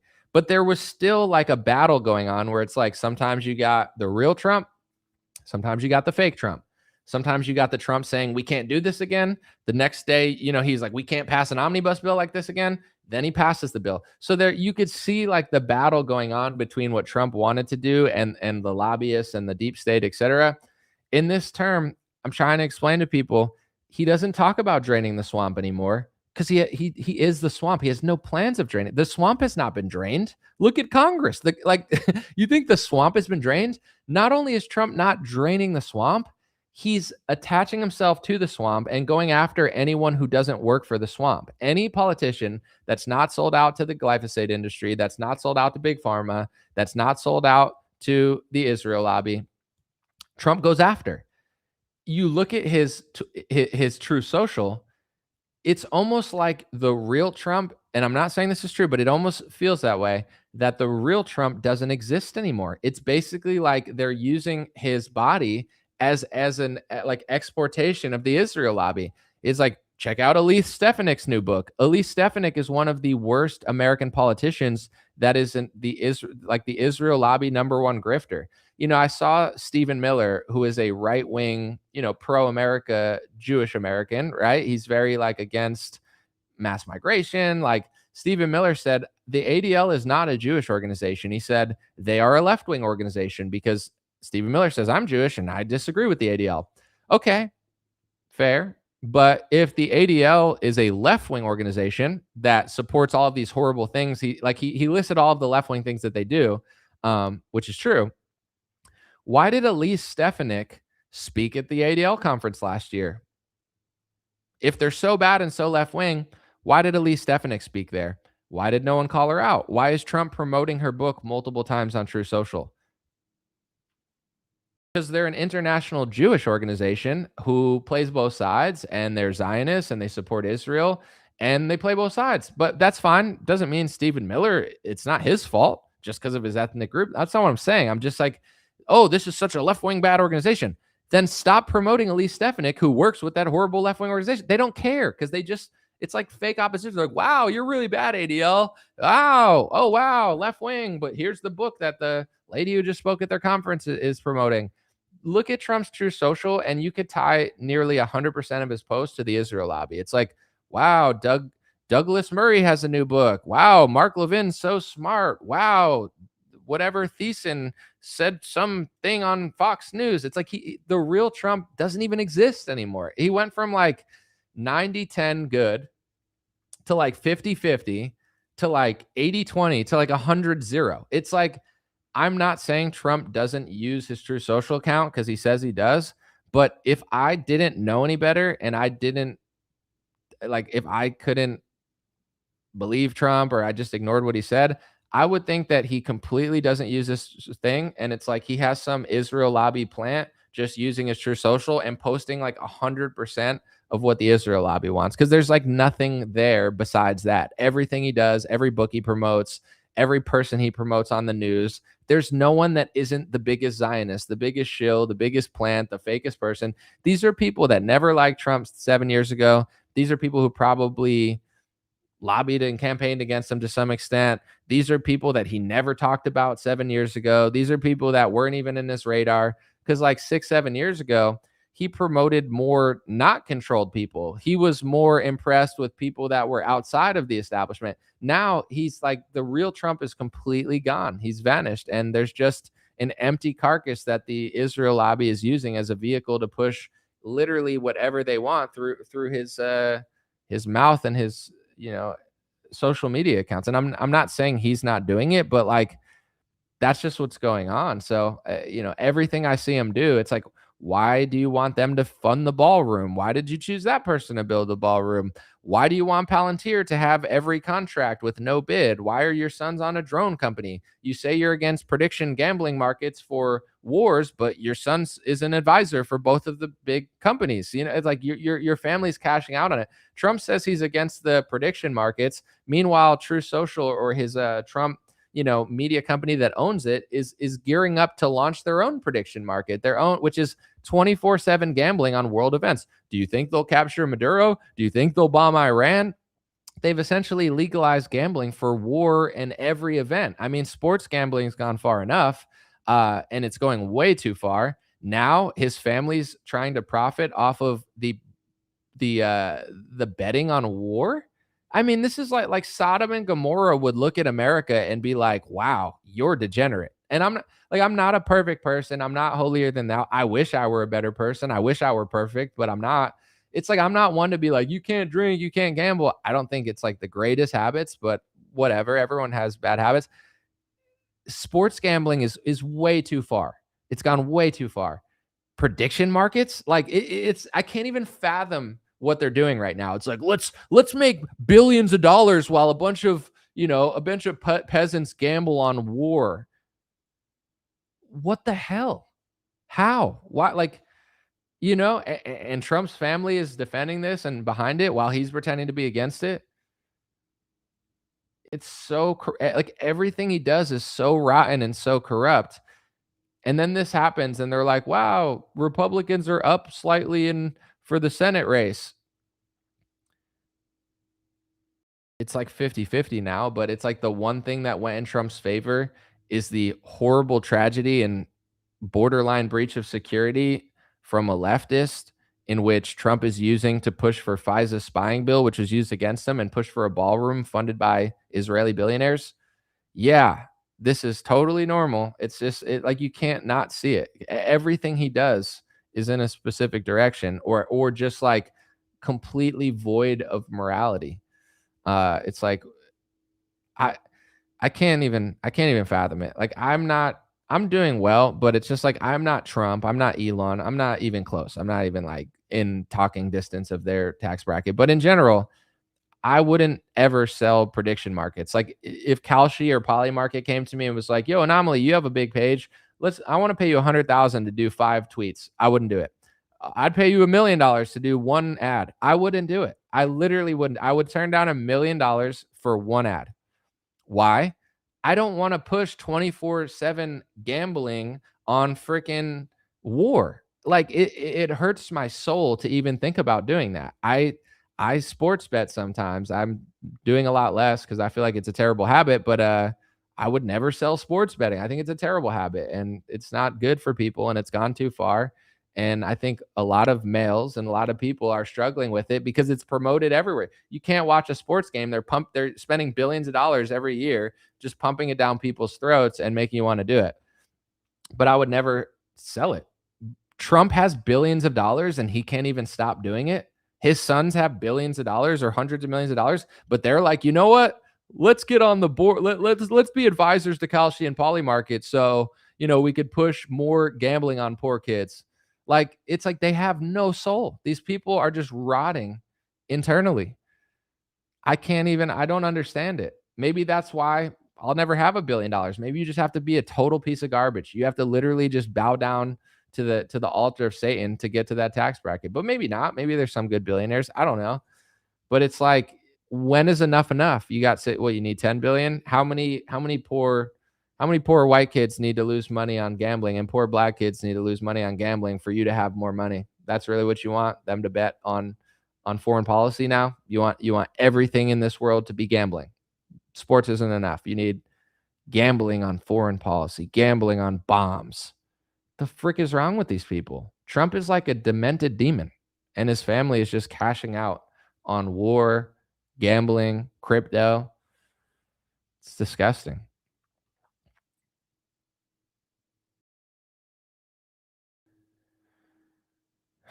Someone said, if you declare with your mouth Jesus is Lord and believe it in your heart that God raised him from the dead, you will be saved. Love it. Thank you. Someone said America is a giant casino. Yeah, Trump said the world's a giant casino recently, and he really disagrees with it. But he didn't tell people that his company is working to do a prediction market, and his son is on is an advisor for 2 different companies. One is a paid advisory, one is a non-paid advisory. But why would you be a non-paid advisory unless you're going to in some way capitalize off it? Like, let me just be an advisor to a gambling company for free. Okay, but why? Like, what? You're just really inspired to give free service to prediction markets? Like, there's some sort of something going on there. Thank you, Shiva. I appreciate you. God bless you, man. Someone said, I'm on the edge, but I won't break. It reminds, I don't know what that's from, but it reminds me of like Chester from Linkin Park. He's like, I'm on the edge and I'm about to break everything you said. I don't want to sing right now. My throat hurts, but give me one step closer to the edge.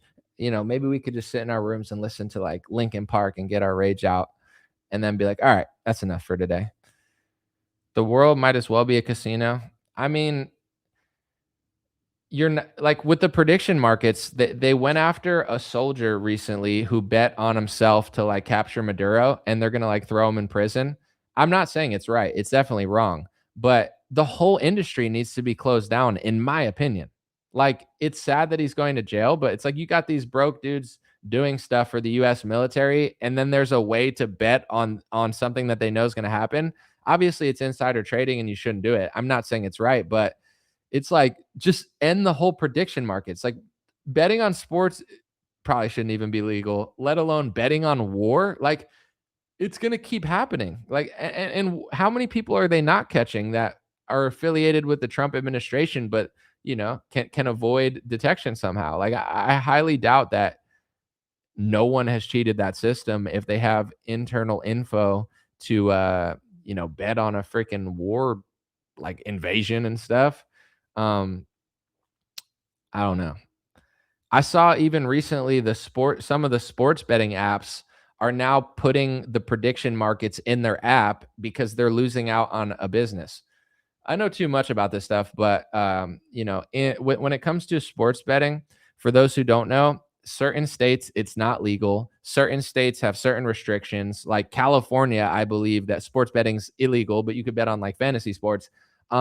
The prediction markets, which Trump's son is an advisor on two different, for two different prediction market companies, they came through and they said, we're not gambling. This isn't gambling. This isn't gambling. It's prediction markets where you could just predict what's going to happen in the world. And they somehow are legal in all 50 states. So sports betting can't exist in California, but you could bet on sports, I think, in the prediction market because it's just a prediction. Like, it's the most degenerate, insane thing ever, where at least they were regulating sports betting. At least some states rejected it. If you're a state that abides by the Bible and says, I don't want to push gambling on my people, which is the right thing to do, in my opinion, and then the prediction markets win some sort of lawsuit, now they can supersede what you want for your state because it's legal in all 50 states.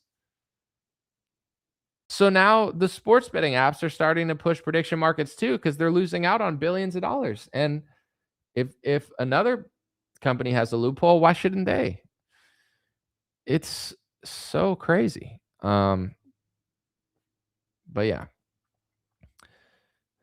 Yeah, and here's the thing with sports betting too. I personally, even though I do like to do it from time to time, I would be fine with it being illegal. If they said it's completely illegal, no one can sports bet anymore, I think that's fine. I actually think it's the right thing to do.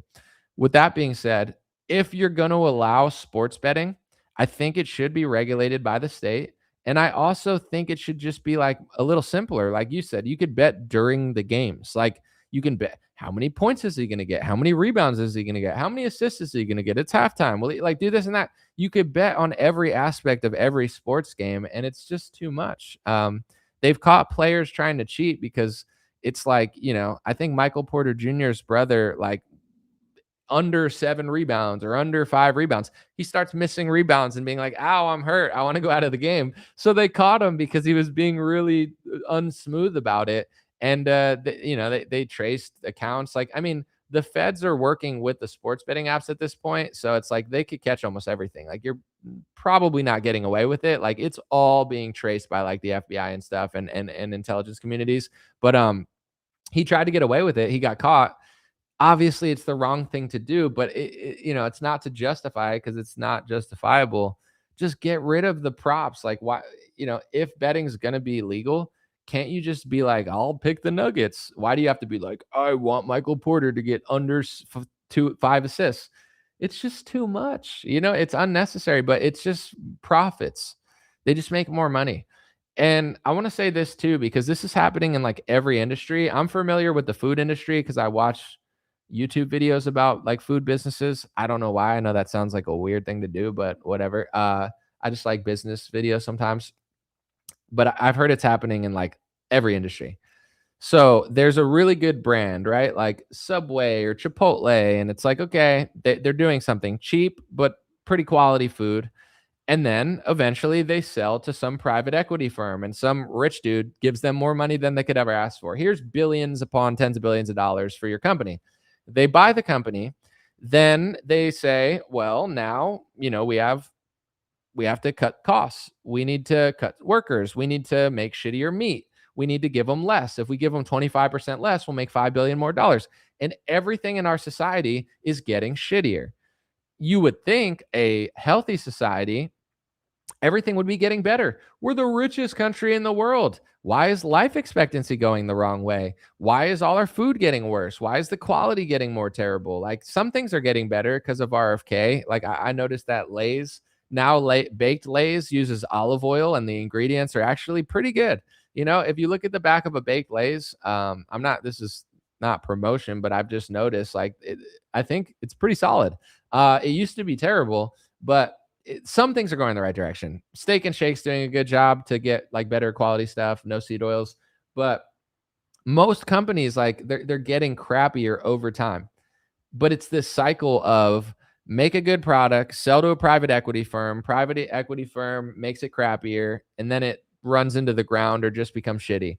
It's like, and it's happening to like 90% of all of our stuff. Maybe people just have to not sell, you know. I know they want money, but they can't sell their product. But I think Trump, without blaming him, because it's the whole country, it's not him. He's like an embodiment of like a private equity firm. Like, he'll do anything for money. Prediction markets, crypto, donor money, glyphosate, like anything for money he'll do. And Trump is he's like the exact president that we deserve, right? Everybody talks about what our country wants. We want this, we want that. Yeah, leftists want someone like this. Right-wingers want a better leader. Trump he's a perfect reflection of what America is right now. He's perfect. It's like, we've been the military-industrial complex, but Trump's making it obvious. Let's not even, in a weird way, he's like a transparent blessing, because he's like not even really trying to hide it. We don't just defend our country. We're a country at war. Let's change it to the Department of War. Let me tell everybody which lobby is the most powerful lobby in the world, right? I mean, if you said this might be an anti-Semitic violation, but when Trump says it, let's just tell everybody who's really powerful. My father would tell me the most powerful lobby that there is in this country is the Jewish lobby. It's the Israeli lobby. Glyphosate will make more money. Let's give them more legal immunity so they're doing better in court. Let my sons own or get on the boards of drone companies. Let's push gambling in all 50 states, call it a prediction market, and let people gamble on war. My son will, be an advisor for multiple different countries. Like, he's the perfect embodiment of what America is. And this is the part that I think is getting really concerning to a lot of like Christians and conservatives and a lot of people in general. It's not that like, oh, we have to be this perfect country. Oh, Trump's so bad because he's not a perfect man. It's not on some like liberal over complaining. It's just the reality. Every Christian and every conservative and every American needs to ask themselves, like, what type of country do you want to be? It's not to blame Trump for every bad thing in America, but he is the Christian conservative leader, even though he didn't swear on the Bible this time. So I don't even think he's really a Christian, but he is the conservative leader of America. But at what point do you stop the hoorah rah YMCA Trump slobbering and look at what he's doing and be like, my Bible says that gambling's not good? My religion and my morals say that all of this degenerate stuff that he's pushing is bad for the country. Because it's like Trump, in a lot of people's minds, has now become a synonym for conservatism, a synonym for like the Christian right. So if you disagree with Trump, a lot of people say, oh, are you a liberal? You must be a liberal. And it's like, no, I can't speak for other people. And I'm not saying I'm like so much better, but I'm more conservative. Like, my opinions on social issues, my opinions on domestic issues, my opinions on a lot of things, I think I'm more conservative than Trump in almost every way. Fiscally, it's not even a question. Trump is like a socialist, borderline communist, international socialist, socialist for the Intel and socialist for the airlines. He gives out Trump checks. He's a socialist for big pharma. He's a socialist for everybody except, the people that seem to vote for him, but whatever. He's not even right wing in that way. With that being said, when Trump becomes a synonym for conservatism, conservatives make him the center of their universe. And then it's like, he must be conservative and Christian, and anyone who disagrees is not. Any Christian from the 1900s, any conservative, any founding father would be rolling in disgust at prediction markets and mass gambling. And he's taking a bunch of money from casino moguls who are billionaires who have an Israeli passport who tell him to do things for Israel. And he's passing speech laws. Like, this is not conservative. It's not Christian. It's not right wing. It's Trump.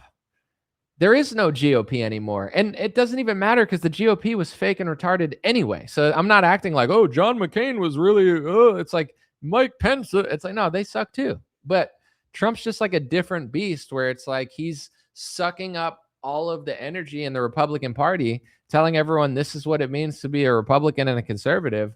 but it's so far from biblical Christianity or constitutional / founding father conservatism. Like, it's so far away. Glyphosate, gambling, war, military industrial complex, speech laws for foreign nations, anti-boycott laws, rigging the immigration system to make sure that incoming immigrants support Israel. It's why I don't even talk about the left anymore. Who cares? The left is dumb. The end. The left lies. The end. Kamala Harris is a phony. The end.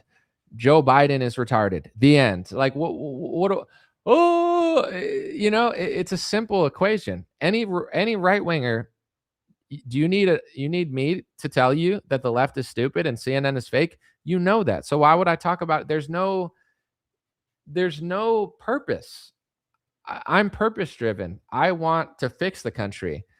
I've explained this a lot, but it's one of my better analogies. I have a few, but this is one of my better ones. If we're the New York Knicks and we're playing the Los Angeles Lakers, and I'm a New York Knick, I'm a Knicks fan, and I realize that 90% of my team is secretly working for the Los Angeles Lakers and scoring on our own basket, it doesn't matter that Kobe Bryant or LeBron James is trying to score on us. Yes, they're the other team. Yes, I don't want them to score. But if 90% of my team is getting paid off to cheat and rig the game so we can't possibly win, that's the bigger story. The big story is not the left wants to win and doesn't agree with us. We know that. That's why I talk about Republicans and Trump most of the time. It's not because I think the left is better or I'm a leftist. It's because our own team is fake. There's a 0% chance that we ever win if people can't figure this out. And then it's like, once again, name another influence. I mean, there were a few for sure, but not very many. Name another influencer that talked about the 2020 rigged election, like not that much, where everyone was like, it's rigged, it's rigged, it's rigged. I told people what I thought about it, and I talked about it once or twice, and then I never talked about it again. And I got a lot of flack for it. People said, why you're not a patriot if you don't go to January 6th. You're not a patriot if you don't talk about the rigged election for 2020. How come you're not talking about it as much as everyone else? And I'm like, let me tell you why. Because every election is rigged because both parties are controlled. So it's like Trump won in 2016 and we still got a lockdown. That seems concerning. We got the outsider who is against the establishment who beat both parties, and we still get locked down, and he's still on stage with Fauci, and he's still giving them an award, and he's still signing an omnibus bill, and he's still doing socialism for the vaccine industry, and he's printing money like Andrew Yang on steroids and Alexandria Ocasio-Cortez, at midnight. Why at midnight? I don't know. I just thought it was funny. Like, that's the real rigged election. The real rigged election is Trump is fake. The real rigged election is it's Trump or DeSantis, and they're both sold out to the Israel lobby. That's the real rigged election. The whole I locked the country down and gave Democrats power, and now I'm going to play dumb about it is the theater. Yes, the 2020 election was not as fair as it could have been, but Trump is complicit in it. It would be like you play no defense in a basketball game, and you're like, they scored too many points. Well, you didn't play defense. Of course they scored a lot of points. That's like Trump. He signed the CARES Act. He got mad at everybody who told him it was the bad. How do you think they justified all of the things that they did in 2020 to make it slightly less fair or a lot less fair? The CARES Act, which Trump signed, the emergency, which Trump declared, the money that Trump gave all these people, the compliments he gave Phil Murphy and Gavin Newsom. He loved them during the pandemic because Trump's an egomaniac. So he's like, Phil Murphy likes me. Gavin Newsom likes me. Of course they do, because you're screwing over the future of the country for them. It's like, why? And this is my sincere question to you, because I understand there's a lot of people in media I like that disagree with me. Am I just so much smarter than everybody? I don't think I am. I'm not like that into myself where I'm like, I'm a genius and everyone else is stupid. I just feel like I'm more honest than other people. I don't know why. Maybe it's discernment. Maybe it's God's gifts. Maybe they're just phony. Maybe everybody is afraid to stand out and they just go along with the crowd because they don't want to be the one that's sticking out. I'm not really sure. But why do you think no one else was saying that? Why do you think the realist conservatives that call out the deep state, how come they couldn't figure this out in 2021? How come I was the only one saying it? How come everybody fell for every fake documentary that came, oh, wow, look at what Dinesh said. It's like, cool. You know what I'm saying? Okay, yeah, there's something there, but it's like It's just weird to me. Like every based conservative that knows about the Israel lobby just fell for Vivek Ramaswamy. They all just liked him in unison. They all believed him. How? How did they all believe him? But I was the only one that could spot that from day one. He's a pharmaceutical billionaire who nobody knew 6 months ago, who wrote a book how Trump is a sore loser like Stacey Abrams, playing both sides. Talks like this is what I wrote down. I chat GPT. It tells me to talk just like I'm a patriot. I wear a cowboy hat. How could you possibly believe that? At least Trump at the beginning was like authentic sounding. He said real things. I mean, obviously, like props to people who knew Trump was a phony in 2015. But like, how could people? How is every based Republican that knows about the Israel lobby? They all just believed Vivek Ramaswamy. It's like it feels like we're watching Groundhog Day, where people are like, ding, ding, ding, ding. Who could have said? Even with like a lot of, and I'm not trying to be rude or anything because I like a lot of these people, but a lot of like the libertarians who are like, I can't believe Trump is this bad. I told people, you can go watch my video too. I told people I want to vote for Trump, but I don't trust him. I don't think he's the real deal. I think he's controlled by the Israel lobby. I just want to close the border and roll the dice on a few different topics. And even like even though RFK is kind of phony too, like I've noticed a massive improvement with a lot of mainstream food with the seed oils. Like he is helping a little bit, not maybe as much as we would like. And he's definitely not standing up to Trump like at all. But I told people this. Like I wasn't like Trump's definitely going to do all this and definitely going to do all that. I was like, he's definitely going to close the border. He might do all of these things, but even if he doesn't, we all have to like hold him accountable and call it out. I never was under this illusion that he was going to be like this amazing president. I was hopeful, but I knew it probably wasn't true. Most of the libertarians that they were like, vote for Trump. He's going to save the world. He's going to save the world from World War III. I can't believe he didn't. It's like, are they pretending to be retarded, or are they just, like, I'm fine with voting for Trump. I'm fine with saying he's going to pardon some libertarian, or he's going to, be better than Biden in some ways. He is in some ways for sure. But like a lot of people were all in. They were like, he's definitely going to do this. He's definitely going to do that. Are you sure? Like I didn't say that. I was like, I want the border closed really bad. I don't know. Maybe I'm a fool. Maybe I'm wrong, but I just couldn't do 4 more years of Mayorkas and like 10 to 15 million people in. To me, that's like generationally bad. There's a lot of things that Trump's doing that are horrific, but to leave the border open, it's a problem. I think personally that libertarians don't care about as much. I think the based ones do, but they're not like super into like demographics. It's more like right wingers that think about demographics, but I think about demographics because I think when the demographics shift, the culture shifts, society shifts, and everybody likes to go. And I'm not trying to be rude because there's a lot of cool places in the world, but people like to go to European nations, but then they act like they don't want it to be a majority European. Well, then why'd you come here in the first place? You like what Europeans do, but then you don't want it to be that way. That would be like if I went to Japan and I'm like, I like Japan, but I want it to be mostly black and Mexican and white and European and South American, but I want to go to Japan and make it all of those races. Why would I want to do that? Like I like Japanese Japan. I don't want to make China white. I don't, I appreciate if they, Japan or Thailand or Singapore. What I'm saying? I appreciate if they respect immigrants and tourists and people on visas. That's nice, but I don't think they should just like completely shift all their demographics. I don't want that to happen. I want to be a tourist, not like a demographic changer. So I feel like some people understand that, and some people, they either don't understand it or they play dumb or they act like it's not true, but like it is true. It's the reason all the cities never vote Republican. It's the reason that the prosecutors are getting in. I mean, there's a lot of reasons for it, but there's just certain patterns. Like you're telling me a majority Christian nation is going to be governed the exact same way as a nation that has a different set of morality, a different set of laws. Gambling is not a Christian thing. Pornography is not a Christian thing. I'm not saying every Christian's perfect, but as soon as people that aren't Christian get into positions of power, they start passing their ideology.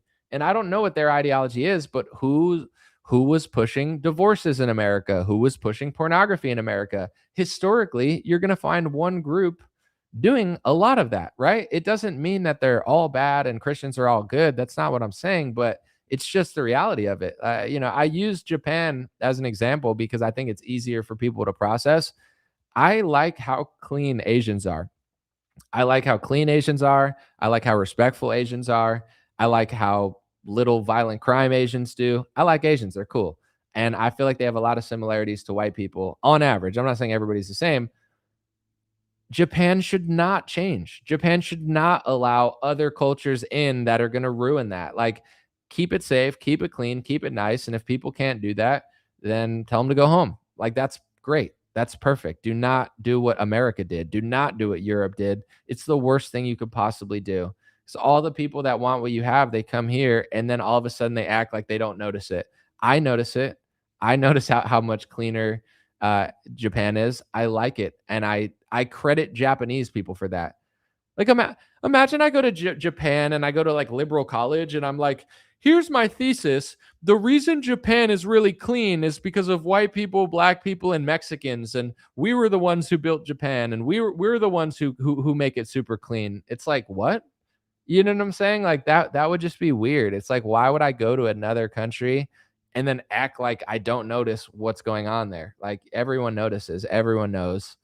I've said this as well too, but I think it's true. Every country we go after are countries, one, that are not controlled by Zionists, but also it's like, oh, our enemy is Russia and China. I'm not a fan of either country. They both seem kind of cold and, like a culture that I'm not really familiar with, but China's all Chinese. Chinese people are going to exist in 1,000 years. China is not sacrificing its heritage, its culture, and its ethnic group for mass migration. Russia has a leader that understands who Russians are and he doesn't want to cave. And all of Europe is caving. It's like Spain, liberal, who fights Zionists or whatever, but he's kind of a cornball, and a leftist. Then you have all these like leaders in the UK. It's like London is completely cooked. Like Germany, the cities aren't even safe anymore. It's like all of Europe's failing, but America really just needs to go after China and Russia. Like, our entire foreign policy, in my opinion, is a lie. And I want to be clear about this too, because I don't care about China or Russia in some sort of like way. It has nothing to do with like their national interests. It's just the reality of the situation. Winning to me means get the glyphosate out of all the food. Winning to me means no more speech laws. Winning to me means middle-class people are doing well in America. Winning to me in America means the cities are not filled with crime. Winning to me means that Christianity makes its way back into mainstream culture and you can't gamble 24/7 on war. That's insane. And Trump's family's not profiting off it. That's what winning means to me. Winning to Americans, like, how many rich people are going to sit here and tell random Americans, like, we're winning because we're blowing up these, and then we got to go after China. That's winning. It's like, it's so elitist. Like, let's just say you're right about foreign policy and we need to do all of these things. At what point are Americans going to feel some sort of benefit and every private equity firm isn't going to be scamming them? Every major brand isn't going to start getting worse. The quality of things starts getting better. None of that's happening. So literally look at every poll. No Americans like the economy is getting better. No one believes that. So, that's what winning is. Winning is not turning China into Europe and just flooding them with mass migrants and ruining their Chinese heritage, or making Russia bow down to Ukraine so it can destroy itself, like all of our allies in Europe, like Germany, like France, like Sweden. Like, they're all getting overrun with migrants and it's making their country worse because it's not people trying to assimilate. It's people that are not trying to assimilate, that they're not, being honest with, and then they're able to bring some of their bad habits to the areas, and bad attitudes. Not everybody. There's some great things about immigration, but it's just the way it's being done is improper. And Republican Zionists, the fake opposition Zionists, are tricking you into thinking that beating up Iran and China is somehow going to make your life better. And the story always changes too. Like, if it were consistent, like, does Iran not like America? Absolutely. I'm not acting like that's not true. Do they know that America is essentially working for or with Israel? Yeah, of course, everybody knows that. But, now they're going to attack Europe. Like Trump's like, first it's like, we needed to attack them for Israel, but it's not for Israel, but it's for Israel, but it's for our bases, but blah, blah, blah. Okay, sure. Yeah, I get it. They might eventually attack America. That's what they said. Do I believe that personally? Not really, but is it possible? Of course. They're going to attack Paris? Why would they attack Paris? Like, you know what I'm saying? They're attacking Europe now. France doesn't even completely agree with what Trump's doing right now in the Middle East. Like, why would they attack Paris? Like, they're just trying to like blackmail and scare everybody and be like, they're going to attack you and then you and then you, and then they're going to attack everyone. It's the same thing they're saying about Putin's going to invade all of Europe. No, he's not. First of all, he can't. Second of all, he's not, because Ukraine is not as old as I am. I'm older than Ukraine. I'm not saying Ukrainians don't have a right to fight for themselves, but I'm older than Ukraine. Ukraine used to be Russia. Putin has an issue with people bankrolling Ukraine against his interests. He's not going to invade England. Like, that's retarded. It's like everything's a lie, and they want to tell us that going after ethnically homogenous countries that are conservative is gonna make America better, while Trump's family pushes prediction market 24/7 gambling. It's no account. Look over there, look over there, look over there, look over there.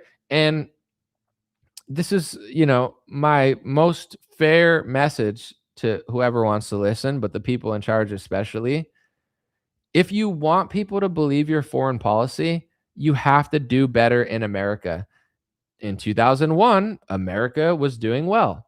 So people believed the foreign policy because their lives seemed free. They felt safe. They felt secure. It felt like a real country. The economy was good. Their neighborhood was nice. The programming on television wasn't so demonic and weird. They felt like, this makes sense. We're going to make the world better and help ourselves. No one believes that anymore. TV is shittier than it used to be. It's more degenerate. Every ad is Ozempic or gambling. The president's pushing all of this degenerate glyphosate, this, that. Like, no one believes it anymore. So it's like, you want people to believe your foreign policy, make their lives better in America. But nowadays, they don't even want to. It's like, this is what people are getting nervous with, the whole Palantir grid that they're building. Because it's like the hubris of like Trump and Bongino, where it's like, we hate Tucker Carlson, we hate Thomas Massey, he hates Candace Owens, whatever. It feels like they're not even trying to get me to like agree with them. Like, they're not even like, this is what I'm going to do for you. And you might not like my foreign policy, but I'm doing it anyway. Of course, I still wouldn't agree, but at least I'd be getting something. We're not getting like anything. The border's closed. That's cool. But besides that, it's just like, I want a ballroom. I want this. I want that. Screw you guys. Like, it's creeping people out how little they give a shit about us, and they're not even pretending to. Because it's like, what do you have in plan? Are you so delusional you're just going to lose to the left and play stupid again? Maybe. Or do you just know you have some sort of security state built where you don't even care anymore, where you're like, I don't even want to act like I'm going to make your life better. I'm just going to talk about Iran the whole time and not do anything for you. Make no deal for you. Not like, I talk about how Democrats are bad for crime in cities. I don't even hear Trump campaigning about that. Trump has shit talked Tucker Carlson and posted Mark Levin more times than he's made a pitch to Republicans on why they should vote for him for the election. Like, literally, I could think of a script that would be like, this is why Republicans are better than Democrats. I don't even see Trump doing it. It's just like, screw my voters. Why? What do you have planned that you don't even want to pander to us anymore? It's kind of weird. Carmen said, thank you, Carmen. What's your theory on why they're specifically pushing radical Muslims into whiter Christian countries? I mean, I have a lot of thoughts on that. I think, I think there's something weird about some of the terrorist groups that they've pushed. I mean, I'm going to start with two, and then I'll move on. Al-Qaeda, is a horrible terrorist organization, but it seems like America worked with or alongside Al-Qaeda, overthrew the leader of Syria. A former wanted Al-Qaeda leader became the president, and then they flew him to the White House. Maybe he changed his ways, but it seems like the Republican Party and the Zionists have more of a heart for a former wanted Al-Qaeda leader than Tucker Carlson. Like, why does Trump want to hang out with a former wanted Al-Qaeda terrorist more than he likes Alex Jones? So you have to ask yourself, was Al-Qaeda always fighting America, or was America behind them? Is it a fake, or is America either at worst, or I would say at best, America fought alongside Al-Qaeda to overthrow the leader. But now that they're cool with a former Al-Qaeda guy, it feels like they lied to us and they never really were, at odds the way they said they were, but maybe they were. I don't know. And then with ISIS, I looked it up because somebody pointed this out, and I'm just saying a fact. And I know AI was like even nervous to tell me this. They're like, this is true, but it's not what you think it is, but it's factually true, but it's not what you think it is. Okay, sure. There's only 2 people in modern history in the last like 30 years that don't use the plus sign in addition for math because it represents the Christian cross and they don't want that. Israel and ISIS. I'm not saying that they're connected. I'm just saying in the last 30 years, there's 2 groups that would not use the Christian cross because they didn't want it. They thought it looked too much like Jesus on the cross. Israel and ISIS. Look it up. Use AI to search it. That's a fact. ISIS apologized to Israel when they attacked Israel. If we're allies with Israel, ISIS killed Joe Kent's wife. ISIS is killing Americans. ISIS is doing terrorist attacks all over the world. Why would they apologize to Israel if we're their great ally? They're just doing terrorist attacks all over the world, but they apologize to Israel, our greatest ally. So those are the 2 major terrorist groups that they scared us with our entire lives, Al-Qaeda and ISIS. It's crazy, but it's what it is. With that being said, I think there are bad Muslims and I think there are radical Muslims, but I think Zionists and American Israel are working with some of them, and I think they're doing it to overthrow certain countries in the Middle East and just create proxy wars and stuff the same way they fund like the Kurds. I'm not saying the Kurds are that bad. I'm just saying like we fund different groups to do different things. I think a lot of the most radical Muslims in the Middle East have been funded or backed by, America or our allies. It seems to be that way. Doesn't mean there's no bad Muslims on their own, but I think that and by we, I mean our government and Israel, like we're, if you consider yourself part of, like, what you get what I'm saying? Like there seems to be something there. With that being said, when it comes to like Europe and America, they took a lot of bad hombres in over the last 20, 30 years. There's a lot of great Muslim people. There's a lot of great Islamic people. There's a lot of great people from Muslim countries. And then just like America, like imagine if like a foreign nation took all of our criminals and all of our people on the streets and all of our homeless people. It wouldn't, and I'm not saying every immigrant is like that, but it wouldn't benefit another country to take like not our best people. Like who would want just homeless and criminals and like people on the streets and people that scam the system? That no country would want that. After the war broke out in Syria and all of these foreign wars, they started bringing in refugees. But the thing was, they weren't even really properly vetting who they were. Some people weren't even from Syria. It's like every scammer, every grifter, every person who wanted some sort of free trip from America or to Europe just started going into those countries. And a lot of, I'm not saying all, but like a lot of Zionists that are right wing and Jewish people that are left wing and non-Jewish people that are left wing and all left wingers, they started writing these op-eds being like, Europe needs more refugees. There's a right winger in Israel who wrote an op-ed in the Wall Street Journal 2-3 years ago who said Europe and America should take Palestinian refugees. Why not? They already took so many. That's a right winger in Israel saying, yeah, we don't like the Palestinians and we think they're bad and terrorists and whatever, but you take them, you could have them, because they don't care about Europe and America. In fact, they don't care way more than people realize. So it's like, you take them all. So it's like there's multiple equations, I think, to like radical Islam. In one hand, there are radical Islamic people. On another hand, America bankrolls them or funds them or works alongside of them for a numerous amount of reasons, maybe to create instability in the Muslim world, maybe to overtake certain countries and kick out Bashar al-Assad because he doesn't work with the West, maybe for more nefarious reasons. But it's like Tulsi Gabbard used to talk about how Wahhabism is funded by the West and Saudi Arabia or something. That was like her whole thing that she used to talk about before she joined, the deep state. But I don't I don't, it's a tough job she's doing. So only God knows what the heck's going on with her. But, that's one element of it. The refugee and migrant element of it is what I just said too, is like, there's a lot of people flooding our country with not the best people, and they've already done it. So why are they doing it?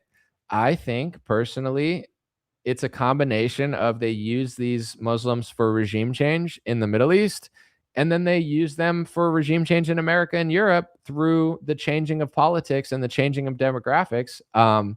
I'm not saying all people do this, but I think some people, the same way they're fine with wiping out Palestinians and the same way they're fine with wiping out entire bloodlines, I think they do it overtly in certain countries, and I think they do it covertly in other countries. And, I'm just using an example.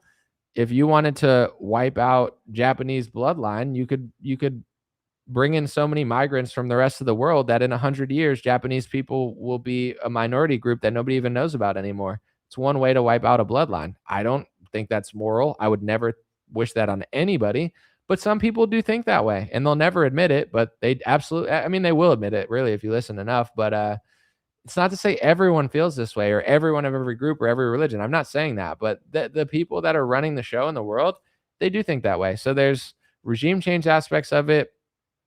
I think when it comes to which Islamic people they're bringing to America and which ones they're not, there's a lot of great Islamic people, but the people there's certain people that hold a huge grudge against Europeans and a huge grudge against Christians, and they see it as a 2,000-year battle. So the fact that Christians and Europeans have no idea that this is happening, or a majority of them do, is a great advantage to people that don't like them. So it's like there's so many angles to it. And I'm not saying this to be rude or mean or judgmental or say that everybody thinks this way, because I don't think it's true. I don't think every person of a group or race or religion thinks this way, but I know for a fact that many do. And I listen to them, and I research more than most people because I do it for my job.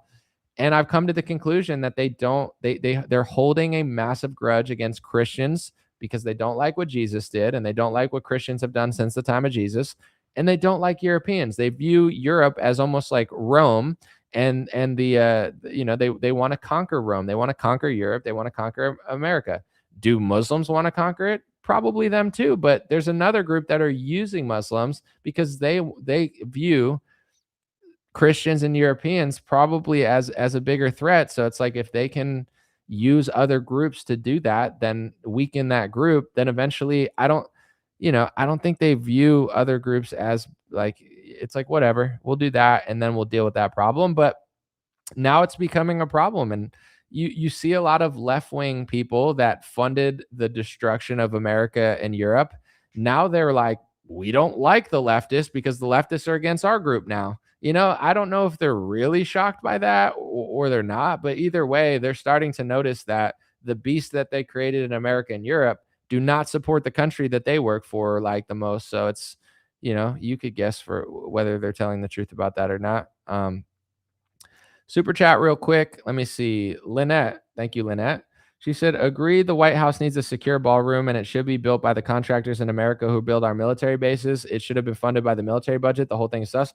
I agree. I 100% agree. Thank you, Lynette. I know some people don't care about the ballroom, but if it's a military base for the top officials and it's it's a secure thing for politicians, makes sense. But yeah, it has to be in the military budget. It has to be by American contractors who work for America. And it has to be vetted the same way they would vet a military base. I agree 100%. Some people won't, but I do. Someone said, looking very Italian today, Anomaly. Gold watch, open V-neck, slick back hair. Is noticing Italophobic? For sure it's Italophobic. In fact, if you notice any patterns about Italian people, I will simultaneously pretend that I'm not part of that group, but I am a part of that group. So I'll defend other Italians from any scrutiny, even if it's true. But then I'll tell you that it's anti-Italophobic or Italophobic to suggest that I'm covering for that group. But I'm going to do it, but you can't say it. So yeah, no, noticing the watch, Italophobic, the hair. I didn't even notice how Italian I was, but I get a little sunlight, a few chicken parmesans in me, and I start getting more Italian. it's the benefit of being like multiracial is, you can go through phases, and sometimes I'm feeling really Polish, and today I definitely, now that you mentioned it, I do look super Italian. Let me see. I think that tribe hates anyone but themselves. Yeah, I think that's definitely what's going on for certain people, but it's a strategy that I think like hasn't historically worked, but now there's a country. Now they have a military. Like it's getting more interesting because I think the organization is there and they have a country. So I think, I just think it's hard to constantly be like doing stuff to everybody, but then like, I don't know. I think it's a bad strategy, but time will tell. Chicken parm is an American dish. Well, I've never even been to Italy, so I don't know. I'm an American part Italian. I don't know what's authentic. I've never been there. One day I'll go, hopefully. Let's see. Politics is just pro wrestling for people who think they're smart. The feud is scripted, but the policies they both pass are real. Please don't be a fan of a game that's rigged against you. I think it's good advice, and I'm optimistic, but I really think it requires people coming to that conclusion and staying firm on what they believe. Because I do think when enough people get behind something, they do have to like listen. This is one complaint that I think I've had for a long time. If everybody booed Trump at every event, I feel like the jig would be up a little bit, but I like people going to Trump events in like 2025 and like booing for Lindsey Graham, but then cheering for Trump. It's not that you have to dislike him or not vote for him, but it's like, you got to let him know, what he's doing. Like you got to let him know, he pushed Operation Warp Speed. He's not arresting anybody he said he was going to arrest. He's a neoconsulized Zionist now. He's taking donor money. He's, pushing glyphosate in big pharma. Like if you let it known that you're not easy to trick, you become harder to trick. But we need strength in numbers. And to be optimistic, like I do think it's getting there. And it's weird. The timing of this all was weird to me because the last video I did, I said, Trump is like losing the algorithm. I did a whole video and I explained using my social media background and the fact that I'm on it all the time, like everybody. So I was like, he doesn't have enough good content or positive content. And he's getting like ratioed 40-1 because everything he does is goofy and weird. And he's just surrounded by a bunch of like unlikable Zionists like Lindsey Graham. And then this event happens that is like the first thing to give him good press again. I'm not saying that it's staged, but I'm just saying like, a huge boost in his run for office was when he got arrested by Alvin Bragg or Letitia James, or I don't even know what happened, or both of them. And that was the first, like, we got to vote for Trump. We got to vote for Trump because he's getting persecuted. And then after Butler, it was like, we have to vote for Trump. So those were like the two biggest swings in his direction, because people don't remember, but before the Letitia James and Alvin Bragg thing, Crowder, Tim Pool, like even basic like normie Republicans were like, it's DeSantis time. Trump's failing. Trump had no momentum because he was just like bragging about his vaccine. Everybody was off his bandwagon until he got persecuted in court. So I'm not saying that's what happened recently, but I literally was just talking about how Trump needs to change his rhetoric and how he's acting, because it's not just like my opinion. Like, yeah, my opinion is I don't like Trump that much. But the average person, he's losing most people because he has in the age of like social media information, he lost his swag, he lost his likability. And then it's like you have this event that gives him good PR again, right? But it's not going to last that long. And I think he's already like exhausted the positive PR because he's using it to push FISA. Like it doesn't even have anything to do with FISA. What would FISA do about an event that you had a piece of paper in order to get into a Fox News party? Like FISA's not going to change that. That's just bad security. Someone said you're optimistic. Why?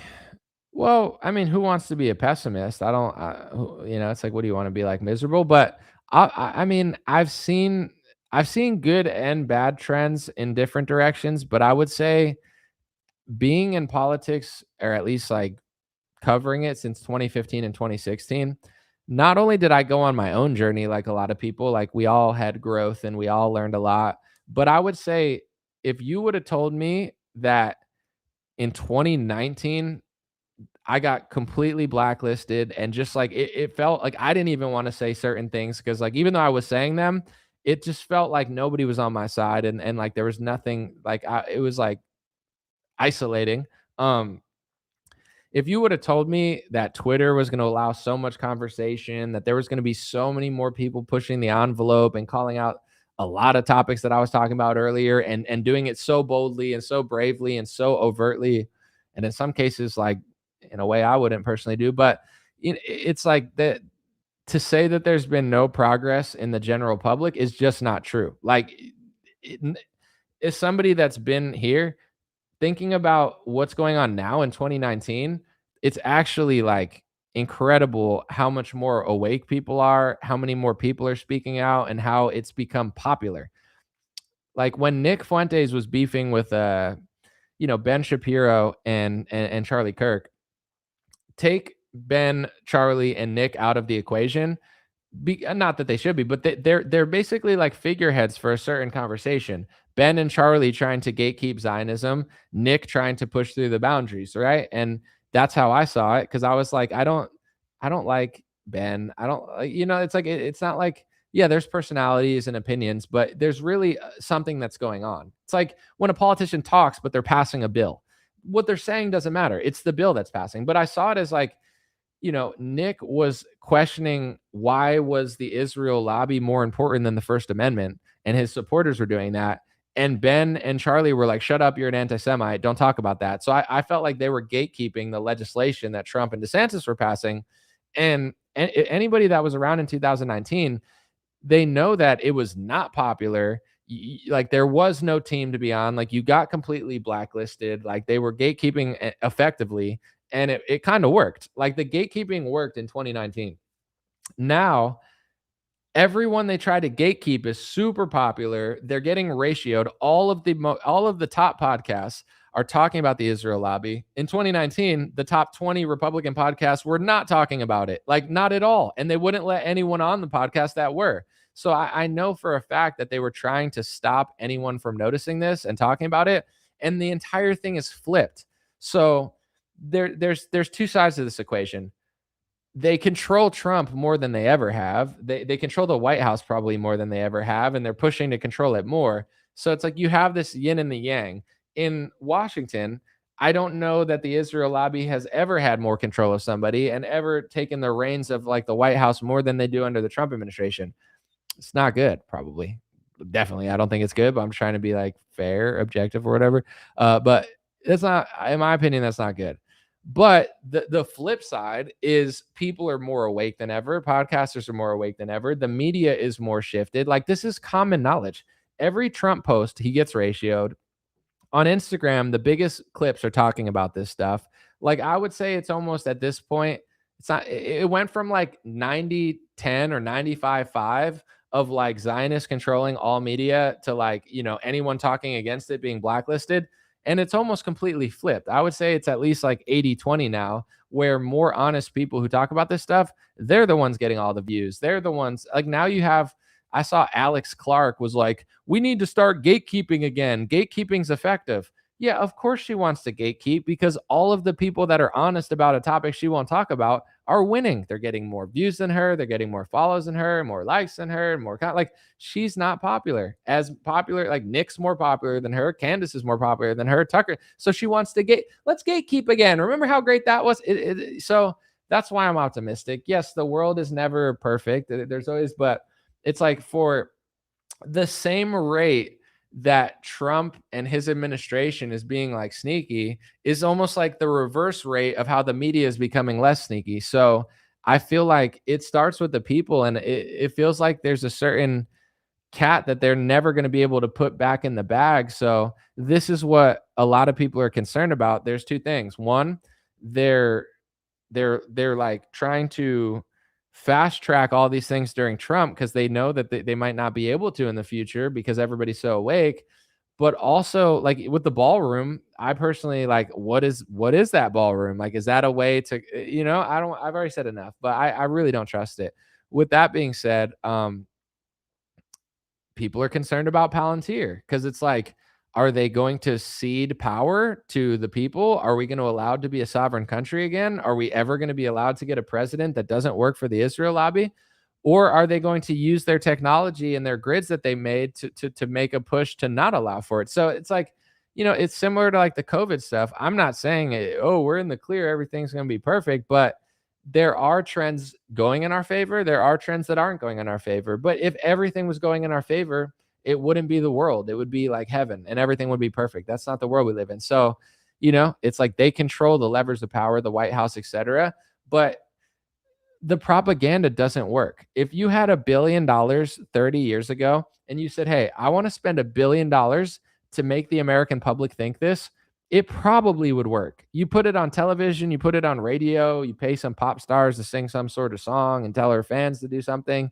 I guarantee you $1 billion 20, 30 years ago could have convinced most of the nation to believe something that wasn't true or against their interests. Nowadays, they're spending billions of dollars and it's not working. Because think about it. Let's just say someone advertised certain things to you about foreign policy 1 million times in a row. It's not going to change your opinion. You already know, like you've heard both sides. It's not like I've never heard that side.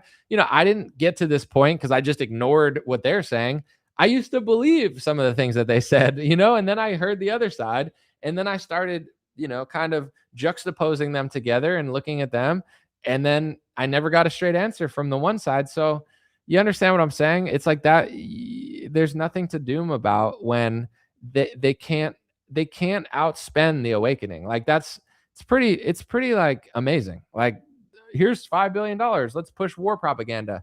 The whole world's moving in the other direction. As you're pumping out propaganda, the whole world is completely rejecting it. And you're only moving further and further to their side. So, yeah, I mean, if you want to look at the administration and politics and the White House and the GOP, it's not moving in the right direction, but the people are. So, I believe in strength in numbers. I think strength in numbers could have ended COVID instantaneously. Like it's not that I don't take the government seriously because I know they could do some crazy stuff, but it's just like, could the government have gotten away with everything they did in corporations and vaccine industry if everyone said no, or 50% of people said no right away, or 80% of people say no? No, everybody, like 80% of people got the vaccine. I think like 70 to 80% of people got at least one vaccine. If it were even 50-50, the whole thing is over. Like it requires people just being total lemmings. So, I believe in strength in numbers. I believe in people, and I'm not gonna. It's like if I believed the worst outcome was gonna happen, like what fun is that? So there's trends going in our favor. There's trends not going in our favor, and I don't know if you would have told me 6 years ago that this much progress would have been made on social media and in media, I probably wouldn't have believed you. I probably would have been like, no, that's too good to be true. Now the flip side is Trump is like a total puppet, but it's like you can't ignore the great trends that are happening.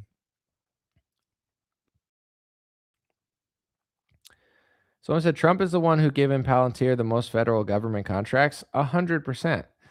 But we have the Epstein files to show the connections between Epstein and Palantir and all that stuff. So there's information for like what happens when someone else gets into power. How's the election going to happen next time? I'm not really sure, but people need to not like the president. Like whoever wins the next president, they can't have like some sort of huge fandom. Like people have to be like, yeah, that guy sucks. And then we're going to pay attention to everything he does and not make excuses for any of it.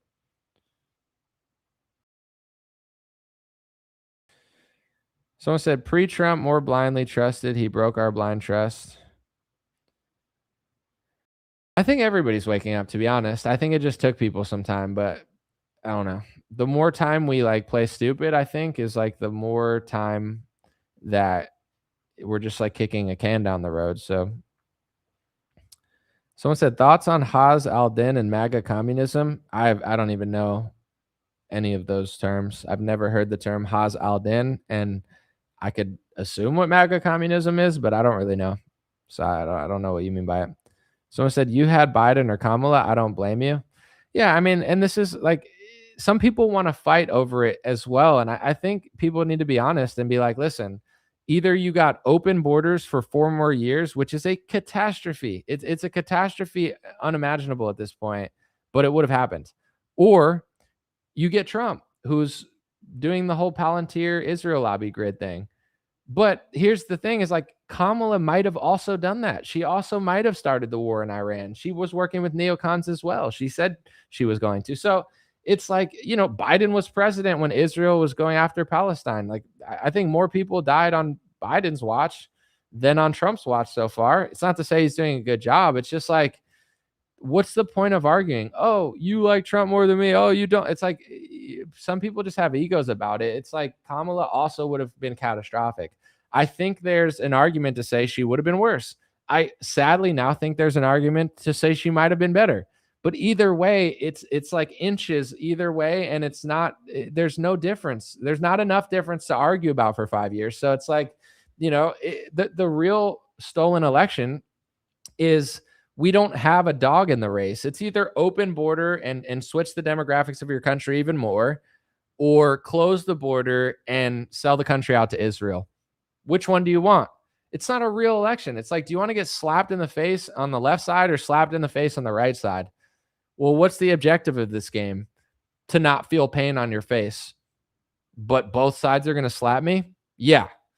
But the goal is to not feel pain on my face. Yeah. Well, neither option's a good option. It's like, that's the reality of this situation. Like, I don't understand people that want to argue about it so much. It is fake. It's debatable, but it's not worth like looping around. We need to just get enough people to this point. And then, let's see what happens with the whole glyphosate. I would say it's not a rally, a protest in Washington, D.C. in the Supreme Court. Like, Trump is on the side of glyphosate and big pharma and big pesticide and big herbicide. And I saw 2 people that I know. I'm not going to say I know them that well, but I've met and hung out with, like DC Drano and Anna Paulina Luna. They're both against the glyphosate stuff, right? But and I get why, because Trump will freak out at anybody. But they both are like not talking to Trump. They're like, wow, this is really bad. Tell Trump, Grandpa glyphosate is the one that's behind big pesticide and behind the herbicides. Like everyone wants to just act like it's coming out of nowhere. Yeah, they're going to do some stuff on their own, but Trump passed an executive order to give them extra legal immunity, and his DOJ is siding with the herbicides and the pesticides. So it's like, I appreciate that certain people that disagree with me on some policies are on the side of the protesters. But, I feel like it's one of those things where if you just act like it's not Trump and then 3 weeks later you forget about it, like, why they don't want to call out Trump, because then Trump will shit talk them on True Social. But you're not like, he can't shit talk the whole country. You know what I'm saying? Like, at a certain point, you're like, oh, I'm against this. But 2 days later, I love Trump. He's the greatest. Like, it's like, what's the point? So I want to see what happens with this whole glyphosate thing, because there's, Alex Clark, who wants to gatekeep the movement. She's against the glyphosate stuff. She's Make America Healthy Again. So let's see if we have enough of a coalition to actually stop them from, all these weird legal loopholes that they're doing with glyphosate. I just don't know that anybody takes someone seriously that will like, if I was like, I'm totally against Operation Warp Speed, but President Trump's the greatest president ever, and he's totally not in on it. It's like, you're not a serious person. So it's like, wow, you're against the thing Trump's doing, but you won't call Trump out. You know what I'm saying? If Biden prints $1 trillion, it's like, where did it come? It was Biden did it. Biden's government did it. Call him out, because he's the quarterback of that administration. It's pretty simple, but whatever. Someone said Haz Al-Din versus Andrew Wilson debate on Fresh and Fit. I haven't seen it, my friend. I'll try to check it out sometime. But to be honest, I don't even like listening to like podcasts anymore that much. I do like some. I think like Tucker's interesting sometimes, but I just listen to things I enjoy, because at this point, like, and I'm not trying to be a know-it-all, but I already know what's going on. I know what's happening to society. I know why it's happening. I know who's bankrolling it. I know who runs the show. There's nothing these guys on podcasts are going to tell me that I don't already know. I mean, they might throw out some facts I've never heard, but as far as the overarching concept, I already know what's going on. So I don't, it's like if someone has a way to counter that, that's cool. If they have a movement for it and they actually can, do something about it, that's interesting. But I guess I'm just not to you, but just in general, I'm just kind of like not over it, but like I like to be productive. And it's like, okay, if someone debates about something, I don't know. I'm just kind of bored of it.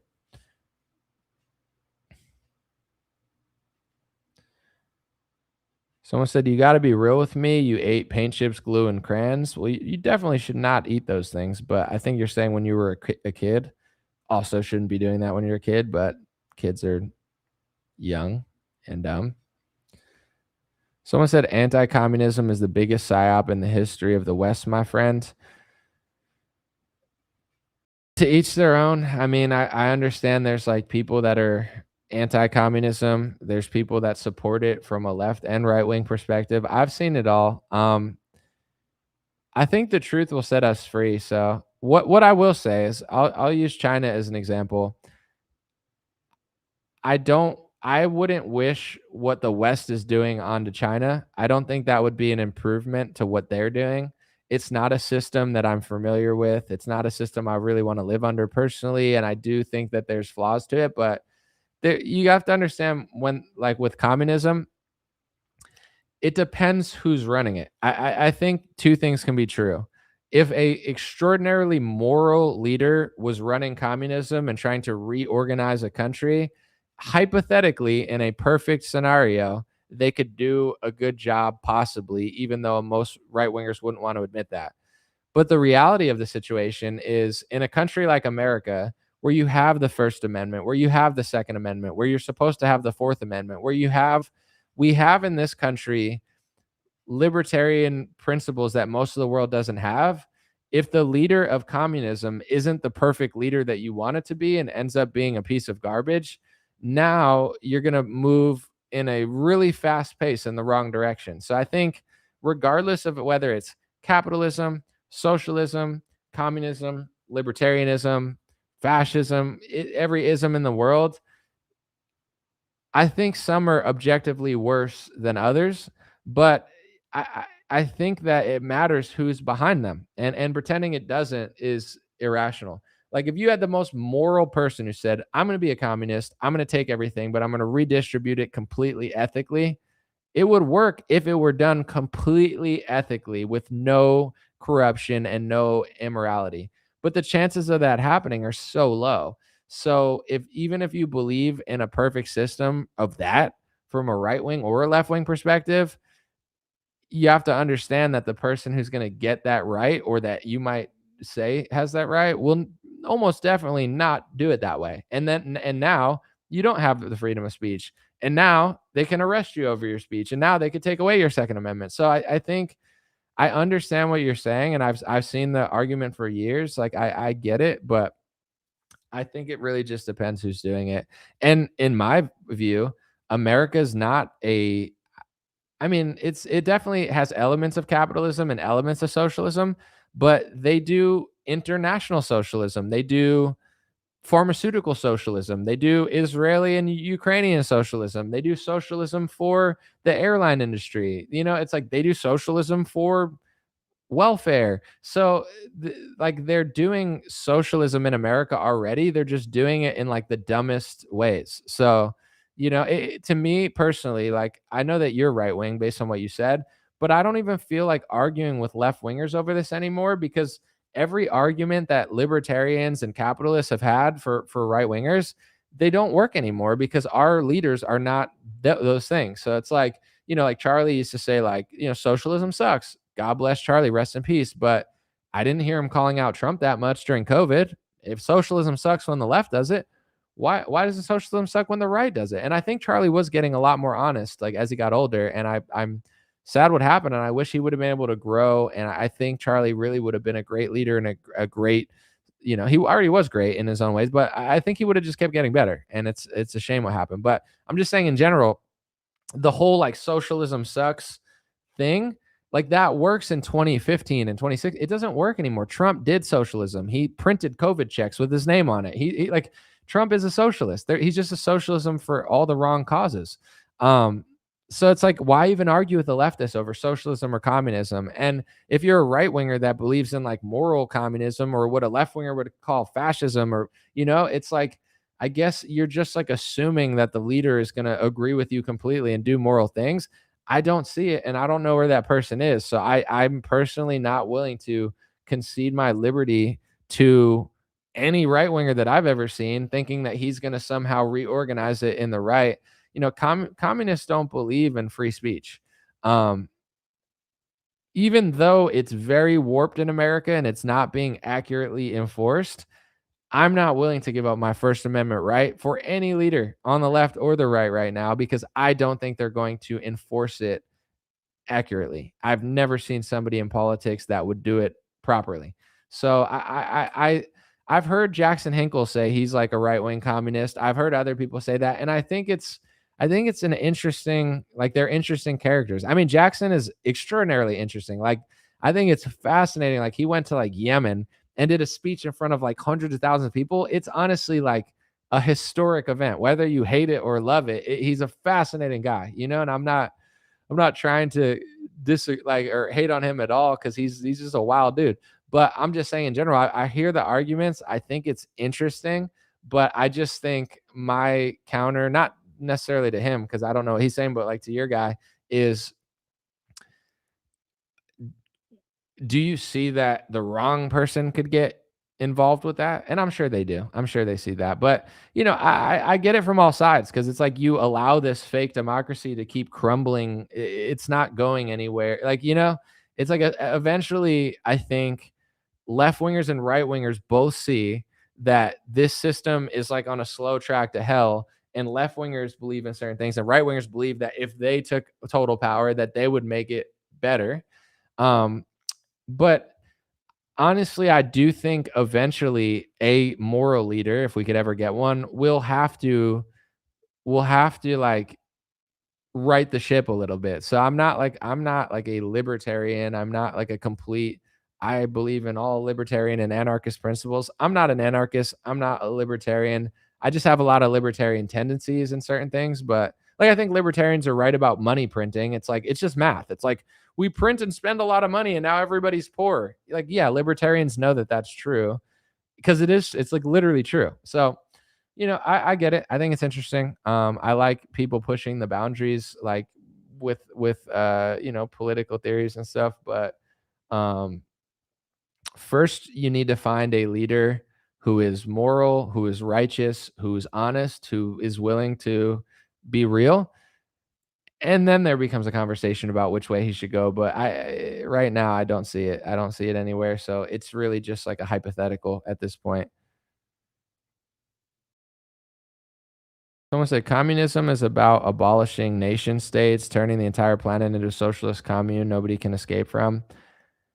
I mean, honestly, I think Karl Marx was like a super sneaky guy. I've read the Communist Manifesto. I think I don't find it impressive or believable, but it is what it is. I think Karl Marx was trying to destroy a lot of the West and take control and ownership of things, or get his friends to do that. But I don't know. Our democracy isn't really a democracy, and it's deeply flawed. So I think anybody that sits on their high horse and says, no way this works, it's like, it's not working. So, I think, not saying it's perfect, because it's certainly not, but I think the reason that Chinese communism isn't destroying China, like, they're like, communism will destroy your country. Maybe over time it will. Maybe it will. But the reason Chinese communism makes China a superpower is because they're all Chinese people. Their leaders are Chinese. They want China to win. They want Chinese people to succeed. Like, imagine communism in a multicultural country, or even socialism. There's all these people on welfare. There's refugees who want this and that. It's not saying they're bad to villainize them, but it's just like, there's too many things dragging the system in different ways to like focus and make it good. But in China, I'm not saying they do the perfect job, but they build a lot of stuff. It's very safe. They're innovative. Like, if that system works, it's going to be in an ethnically homogenous country of intelligent people who don't want to commit violent crimes, and who are safe and kind of chill. That is like, this is like an argument that only like Nick Fuentes type people make, or at least historically. Now everybody's starting to make it, but like he said this in like 2019 and everyone acted like it was like the craziest thing. But he talked about how the reason cities were dangerous wasn't because of Democrats. It was because of like certain demographics. And everyone was like, no way. It's like, yes, leftists make a city less safe, 100%. But there's two ways to have a safe city. Either you do it the El Salvador way, where you just have like a Bukele who just cracks down on gangs and enforces it and makes sure everybody it's safe. That's one way to do it. Absolutely. But another way to do it is like China and Japan. Japanese people and Chinese people are not, like, on average, they're not violent criminals. So whether it's socialism or communism or capitalism or libertarianism, or this person's in charge or that person's in charge, or the prosecutors do this or the prosecutors do that, there's never going to be that much crime in China or Japan because of the ethnic group that's there. That's just a fact. Nobody wants to say it, but it's just true. So it's like, yes, there's a conversation and debate to be had about what works better for our country, what works better for our state. But look at the crime rates. There's another pattern. It's like certain groups don't commit violent crimes that much on average. So it's like whether you have a Democrat or a Republican, I think it has more to do with demographics than it does with policy. And then on top of that, you add scrawny liberals, judges who are like, yeah, let's let out a 5-time murderer out of jail. And then they make it worse. And then he commits a 6th one. So it's like, it's a combo of the both. But the level that I'm speaking on right now, and I'm not the architect of it, I'm just a student. This is a level that 99% of journalists, broadcasters, conservative influencers, obviously liberals, they're not on my level. And it's not a competition, but it's just like objectively, they're just not on my level. They don't understand these things. They can't speak about it as eloquently. They don't believe what I'm saying is true. It's true. You think if China was capitalist or socialist or communist, it's all Chinese people. China's crushing right now. Yeah, they're having some issues. And yes, maybe their government structure will be their downfall eventually, but it's the Chinese people. You know what I'm saying? They're very smart. They're very ethnically homogenous. They're very creative, and they're just very intelligent. I'm sorry, but that matters. You can't take that system and bring it to a different country and expect the same results as China. It's lacking the people that are doing all of the things. It's true to everybody. It's true to every culture, every ethnic group. I'm not here to tell people who's better or who's worse, but I'm not Chinese, so I could compliment them and people won't cry about it because I have nothing to do with them. But you get what I'm saying? It's like Japanese people. Oh, a left winger got in charge, a right winger got in charge.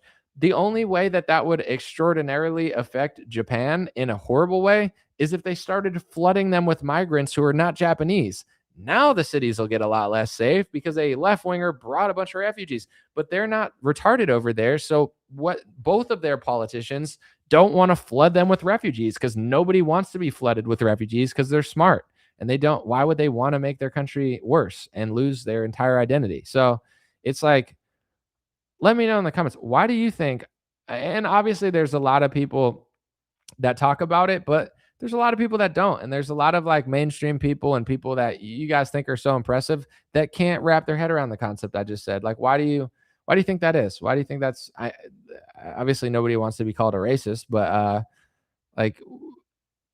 why is everybody like 7 years behind me? Let me know. Someone said, you're definitely one of the dumbest populations on earth. You talking about America? Or are you talking about my golden skin? I don't think either one is true, but I think Americans are definitely fat. I think we're definitely the fattest country, one of the fatter countries, and definitely propagandized in a lot of ways, but I wouldn't say we're one of the dumbest people on earth. I don't think that's true. Someone said, you can come with the best design system, but you need a bunch of angels to implement it. But where do we find those? Not even angels. Like, you don't need angels. You just need a majority. Like you can do an experiment, right? Pick the state you live in or pick a state, right? Look up the most dangerous neighborhoods. Look up the safest neighborhoods. Tell me what patterns you notice about it. doesn't mean there's angels in the nice areas. There's probably a bunch of demons in those neighborhoods too. You know, it's like there's good and bad people everywhere, but there's just certain trends that it's not that everyone's perfect, but there's different habits and different outcomes to different groups of people becoming majority and minority. Like that's just the way the world works. Everybody's got pros and cons, but certain people on average just don't gravitate towards violent crimes and theft as often. Maybe in other demographics they do other sneaky things, or you know, their crime is white collar crime. I'm not saying like no one's a criminal, but you get what I'm saying. Like this is just the reality of it. And I know for myself, it's like if I want to live in a neighborhood with not a lot of crime, I notice patterns, you know, and honestly, yes, politics matter because Republican judges are better and Republican prosecutors don't let out criminals. But there's a lot of extraordinarily safe majority white liberal areas like Martha's Vineyard. You know, it's like it's also safe because it's a bunch of rich white people. So, you know, yes, politics matters. Yes, judges matter, but demographics statistically and mathematically and factually will matter more statistically. I don't know. That's just, I like math. I like science. I like patterns. I like the truth. Nothing bothers me. You know, it's like, oh, wow, that's racist. I don't care. Say America's really fat. America's fat. Should I get offended? I'm American. I don't want to be fat. I'm not fat. I'm not fat. I could be less fat. I could be more fat. You know, I'm definitely on the less fat side of America, but you know, as I get older, my metabolism it gets a lot worse, and it's really sad because I used to have 8-pack abs and eat like macaroni and cheese. Like, what happened to that? That's not fair. But you know, I'm not going to take it personally. Like, America's really fat, and if I want to make it less fat, you have to admit that we're fat. So when people like defend something that's like true, but they don't want to admit it, it's like you're just providing like that shows me that you're not being honest and you actually want to not fix the problem. You know. Like when an entire group is like, we don't notice the violent crime stats. Yes, you do. Because when you make money, you leave that neighborhood just like anyone would, which is fine. Just admit it. You know, like I don't want to live in liberal counties. I don't want to live in states with income tax more than, you know, it's like there's patterns that people notice. Like if you move from like California to Florida, do you notice a difference in income tax? Most of the people move for that reason. They're like, yeah, I want to get away from income tax. Just be honest about it then. Don't be like, I don't see a difference between the two. Yes, you do. That's why you went. You know, I like that the dishonesty from certain people. It's just like, I don't get it. Like you're not lying to me. You're only lying to yourself and to people that believe you. But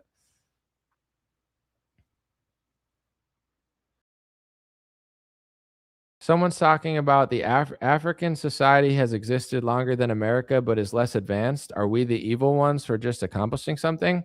Well, you know, I think there's a lot of good African leaders, and that I would love to hear why they think that. Like, why does Mr. Beast have to go to Africa to give them a water supply? Why doesn't the rest of Africa give them water? Or what's going on? I'm sure there are a lot of outsiders exploiting Africa, and I think it should be talked about if people are stealing diamonds or people are coming in and exploiting Africa from Europe. I'm fine with that conversation. I don't think it's racist or whatever.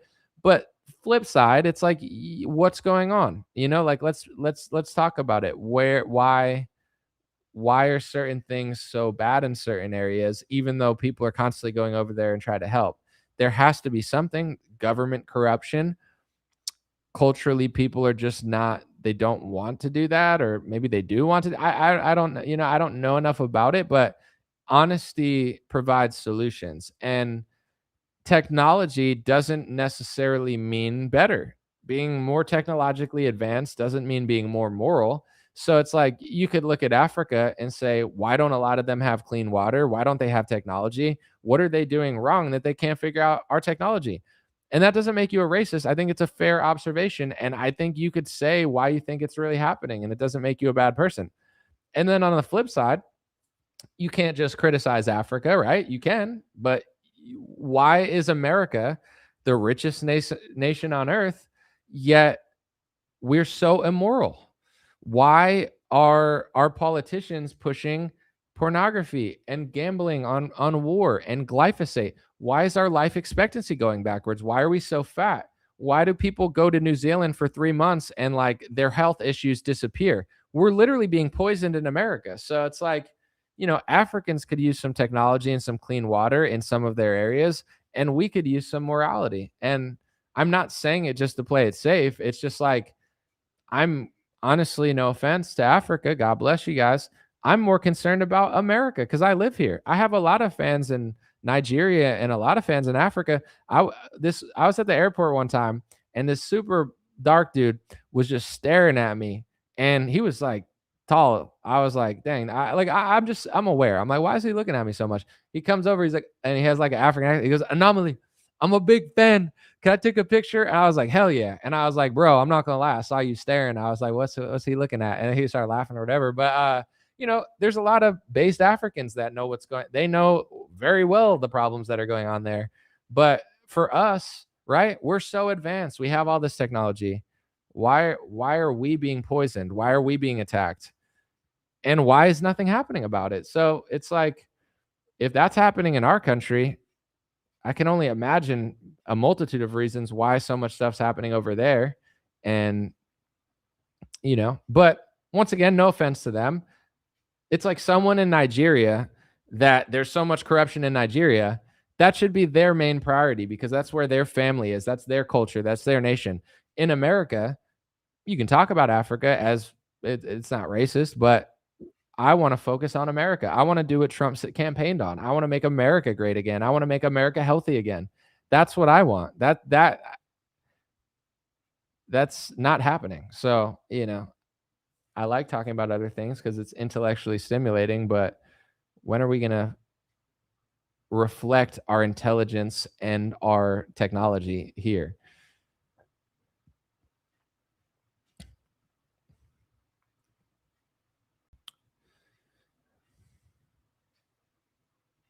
Someone said we were all taught communism bad, socialism bad. By who? I hear what you're saying, but I already talked about the political systems. I think you need a good leader. You need a moral nation. And, there's a conversation to be had. I get what you're saying. And I think everything that we've learned about everything, every war, every political system, every philosophy, there's some things that are true, obviously, but everything we've been taught is through the lens of a certain skew, 1,000%. So, I get what you're saying completely, but I just think until people realize what's going on and, enough people wake up, it's like we don't have a leader that reflects us that will do any sort of positive in any sort of system. Like, we need that, but it starts with people for sure. Even with okay, here's a few races that I find interesting, not because I fully trust anybody, but it's like, speaking of progress, right? We've made a lot of media progress. When is the media progress and the spiritual progress going to reflect the political progress? Because Lindsey Graham is a favorite to win his election. How is Lindsey Graham winning an election? Casey Push is going to lose to Vivek. James Fishback is going to lose to Byron Donalds. I'm not saying they're going to be the perfect candidates, but I think Lindsey Graham losing, even if he loses to a fraud, is some sort of message. But that message is not going to be received politically because Lindsey Graham's going to win. Vivek's going to win. Byron Donalds is going to win. Or as James calls him, APAC Shakur, which is really funny. It will catch up eventually, but what is it just boomers or something that just love Lindsey Graham? I've never met a single person who likes Lindsey Graham. Never. MAGA doesn't even like Lindsey Graham. He gets booed at MAGA events, and he's going to win the election? What is going on? So it's like there's so much progress being made, but is everything rigged, or do boomers just not get it? I can't figure out what's going on, but it's just crazy.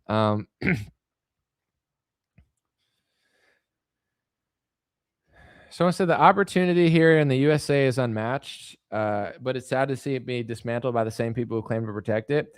it's still a great country. It's still a great country, but it's a great country because there are, and here's another thing too that I will say. There's a lot of great people who immigrated here in the last 10, 15 years. And then there's like a lot of losers. And there's a lot of issues in America. We've had issues before people even got here. So, most people got here at some point, but you get what I'm saying? It's like, I'm not saying it's overblown because it's not, but it's like there are a lot of good people here. And that's why America is still a good place. But they're definitely trying to like take that from us in many ways. So, it's a difficult topic, but the reason America is so great still, despite all our corruption, is because we still have a baseline of great people. And, let's just say there's millions of immigrants who came in that aren't the best. There's millions of immigrants who came in that are chill and good people and they're moral people. So, we're fighting the tyranny with a baseline of just a bunch of good people. If this country didn't have as many good people as we do, this country would suck way worse. But everybody knows that it's still a pretty good country. However, I think the part that bothers me, and I think the part that rich people and elitists and politicians don't understand, like that America's still good, but if you're wealthy, you can afford to get away from a lot of the shitty stuff, right? But that's not the sign of a good nation. Oh, I'm rich, so now I move to an area that's nice. That's nice. That's good. That should be a goal, I guess, if you want that. But, I remember, and everyone remembers, like growing up, middle-class neighborhoods were nice. There was a such thing as like a lower middle-class neighborhood of working people that was safe.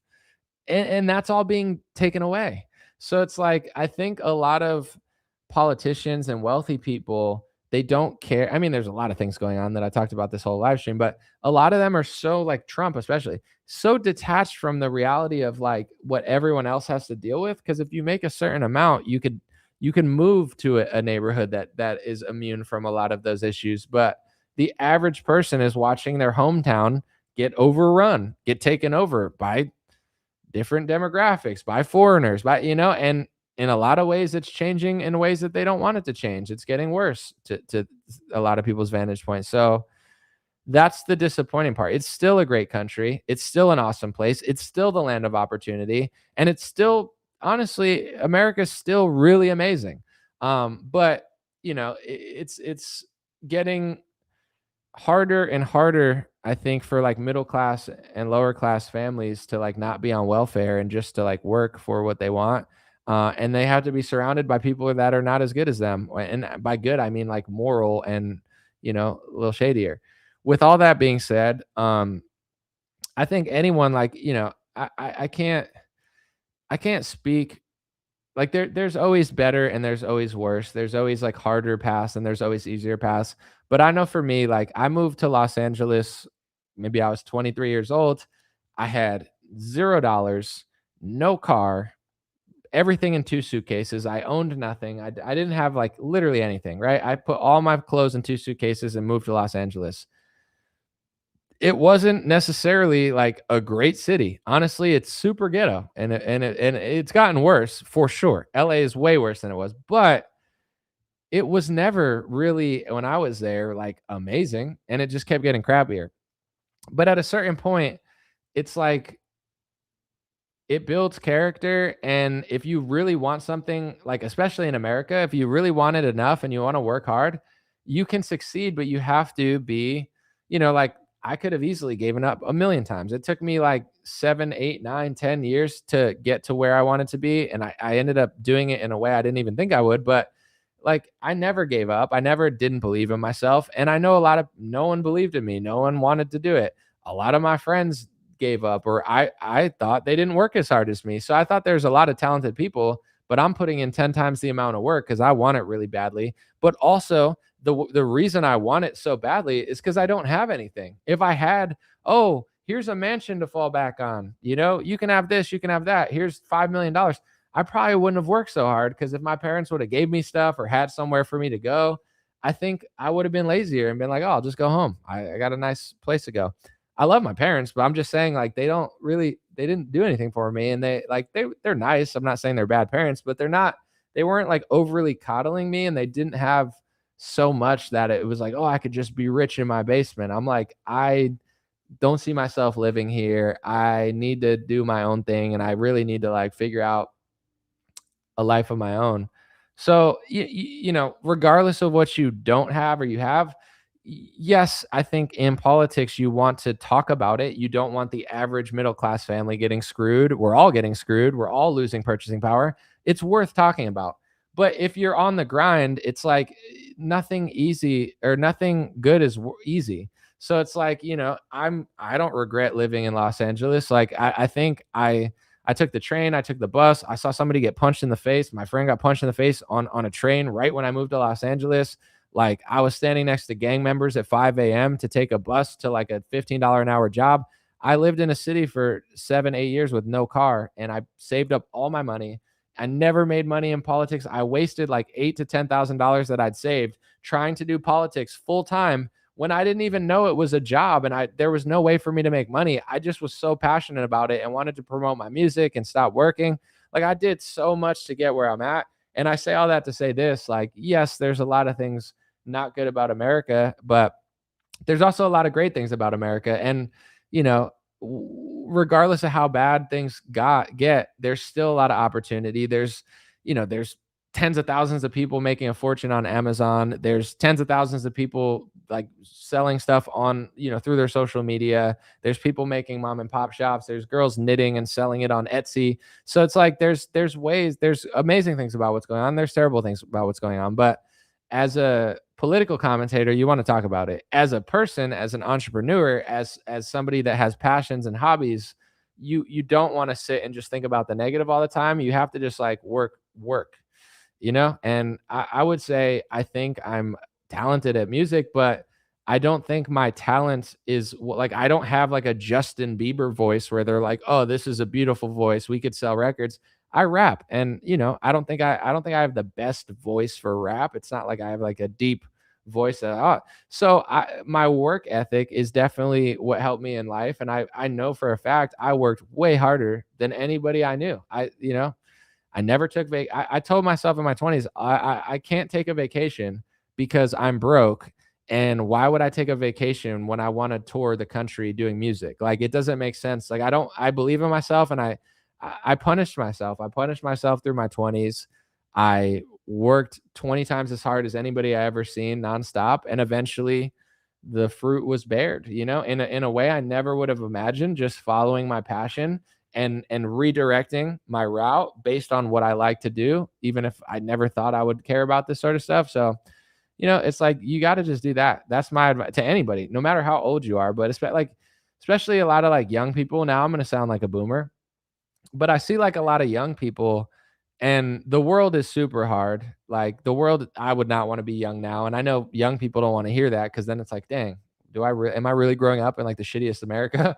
But it's like, I look at the work ethic of some kids in their 20s. Some of them have it, but like the ones who have good work ethics, they pretty much succeed in what they're doing. Because even with the internet, it's like consistency and dedication. Like, it'll pay off if you're just doing it right and you're humble enough to know what you're doing wrong.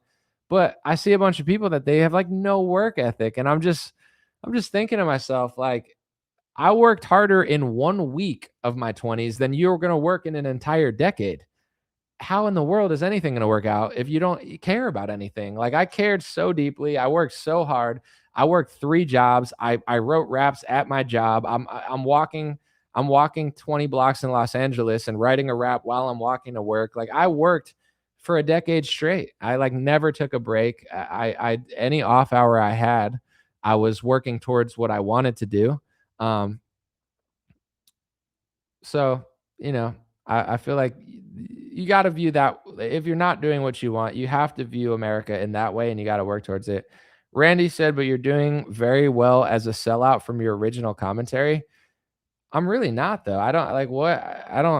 What do you mean by original? Because when I started, I think I did like Bernie Sanders more than Hillary. So if original, I didn't even know if I was left wing or right wing, because I was like 25. But if you're talking about like the Trump stuff and you're on Facebook, like, everyone besides boomers understands the Israel lobby controls everything. And one of the most honorable and honest things you could do as an American is accurately speak about the lobby that controls our politicians. It's only like Facebook boomers that are like, I don't see it. You're selling out if you don't sell out. You think I'm selling out by not selling out, but Trump takes $250 million from an Israeli who pays him to do things for Israel, but that's not selling out. Just talking about it selling out. Like back in the day, they'd put a dunce cap on you and be like, stare at the wall for 20 minutes. That's what they used to do in school. If you did something dumb, instead of being like, oh, you need help, they'd be like, here's a dunce cap, look at the wall. And every kid would be like, ha, ha, ha, look at the dunce. And then people wouldn't do it anymore. So I don't know. Sorry if that was rude. I think it's funny. Average homeowner is 42 years old. It's a very bad stat. It's a very bad stat. I don't think boomers care though. Not to blame the whole generation, but they're like, come on. If I was a boomer and I had a house and the average age of a house owner is 42, I would be like, this is really bad. This is bad, you know, but I don't think boomers care. They're like, we own everything. Ha ha ha. It's like, dude, boomers are wild, but we love boomers, but we don't know what they're doing. Anomaly, your original thing has always been the truth. You're simply continuing that. Thank you, Erica. I appreciate that. Yeah. I mean, some people don't understand it, but it's like pretty obvious at this point. If you don't get it at this point and you're going to say that to me, I don't care, but like it's stubbornness. And one thing I'm learning, not just with men, because it's women too, but like I see it in sports, I see it in life and business. Like there's two different things. There's ego and then there's real confidence. Real confidence is good. Being confident, loving yourself, authentically believing in yourself, but being honest with yourself is good. You should love yourself. You should believe in yourself, but you have to be honest with yourself. Ego is fake. Ego is when you're lying. And I'm not saying from like a scientific, like ego, super ego. I'm just saying this is how I think about it. Like when it's like a false projection of like, I feel inferior, I'm jealous or whatever. So I'm going to lie to myself and then I'm going to lie to you or be rude to you in order to try to convince you that I'm not lying. It's like, that's what's going on in politics. That's what's going on in society. It's not a political thing. It's just like a human thing. But there's a lot of people that are just dishonest, and instead of telling the truth to themselves, they think they could trick everybody. And it's like, at the end of the day, you got to just like pray for people like that, because you're only hurting yourself and you're only tricking yourself. Like people that get it, you're not like, if you've paid attention to politics every year from 2016 until 2026, and you can't figure out what's going on with the pharmaceutical lobby and the Israel lobby and Trump morphing into Mark Levin, and anybody who talks about that you think is like an anti-Semite and a sellout, like either you have a really low IQ or you're just lying to yourself. And it's like, at how? I don't think everyone has a super low IQ. I think they just lie to themselves. Even very intelligent, very, good people, they're just like trapped in a lie. And I've experienced that a lot in my life, where I like, obviously, honesty, I like confidence, but sometimes your honesty and your confidence bothers other people, and they counter with just like this weird fake projection, and it and spiral. So someone said, I think you were ahead of everyone on COVID, and I think that made you build a sixth sense to politics. Thank you, Edwin. But I want to say this too, because obviously, it was a journey to that point, because I wasn't political. To be honest, I didn't even know what conservative and liberal meant. Like, I didn't pay attention in school that much. I didn't pay attention in poli-sci. So I didn't know. I was completely not into politics, but I was always an honest person. And even when I was backing Trump, in a sense, I never said I'm MAGA, I'm pro-Trump. I just said, here's what's going on. If the facts lead me in a direction of liking Trump or defending him, then I'm going to do that. But I never wore a MAGA hat. I was never part of a team. I just aligned with the team for a couple of years because that's what I was seeing. As soon as Trump started changing, as soon as Trump started selling out, as soon as he said I'd never sign an omnibus bill like this again, and then he signed it, as soon as he started passing anti-Semitism speech laws, I started reporting on it. So even before COVID, I identified, and this, for those who didn't follow me before COVID, if you go back and look, I mean, it's probably embarrassing now because I'm so young and I'd be like embarrassed to see myself. But in general, it's not like I agreed with everybody in right-wing politics until 2020, and then I just got COVID right. I got blacklisted in 2019 for speaking about the Israel lobby when barely anyone was talking about it. And it ruined my progress in certain circles. Because the thing is, I like being independent, but it's a lot of work. So if I could partner with people, it's like, do you want to start a business by yourself? Not really. Nobody does, but I have to do this by myself because I can't trust anybody and nobody wants to work with me. But in general, it's like if I found the right media company that said, hey, we'll produce for you, you could say whatever you want, we won't censor you, and we'll let you be honest, I would work with somebody. At this point, I'm tired of doing all this by myself. But everything got taken away from me, and I got basically just kicked out a year before COVID. So even before then, I was more honest than everybody. And I predicted vaccine mandates in 2019. I said they're coming around the corner for adults very soon. And I didn't do it because I'm a mind reader. I pay attention to legislation, and they were doing it for children. And if they're going to keep pushing it on children and pushing it into states, eventually they're going to do it on adults for other reasons. So it's like, not only was I right most of COVID and reported it more accurately than almost anyone, I predicted it a year prior. I have tweets that people are retweeting today. He's a prophet. Oh my gosh, how did he know vaccine mandates were coming in 2019? Because I looked at the legislation. Anyone could have done that. And for people that don't do this full time, I'm not annoyed at you for not noticing. Who cares? I'm annoyed at people who do what I do because it's like they're getting paid to do it, right? I get paid every day to post stuff. If I'm being dishonest and I'm spending 12 to 13 hours a day doing this stuff, that's bad. It's not bad that the average person can't see it, but the average person can't see it. And I'm not saying you're average. I'm just saying like the person who's not doing politics full time can't see it because the people who are doing politics full time are lying to everybody. So it's like I saw this all coming. I told the truth before it happened. I told the truth after it happened.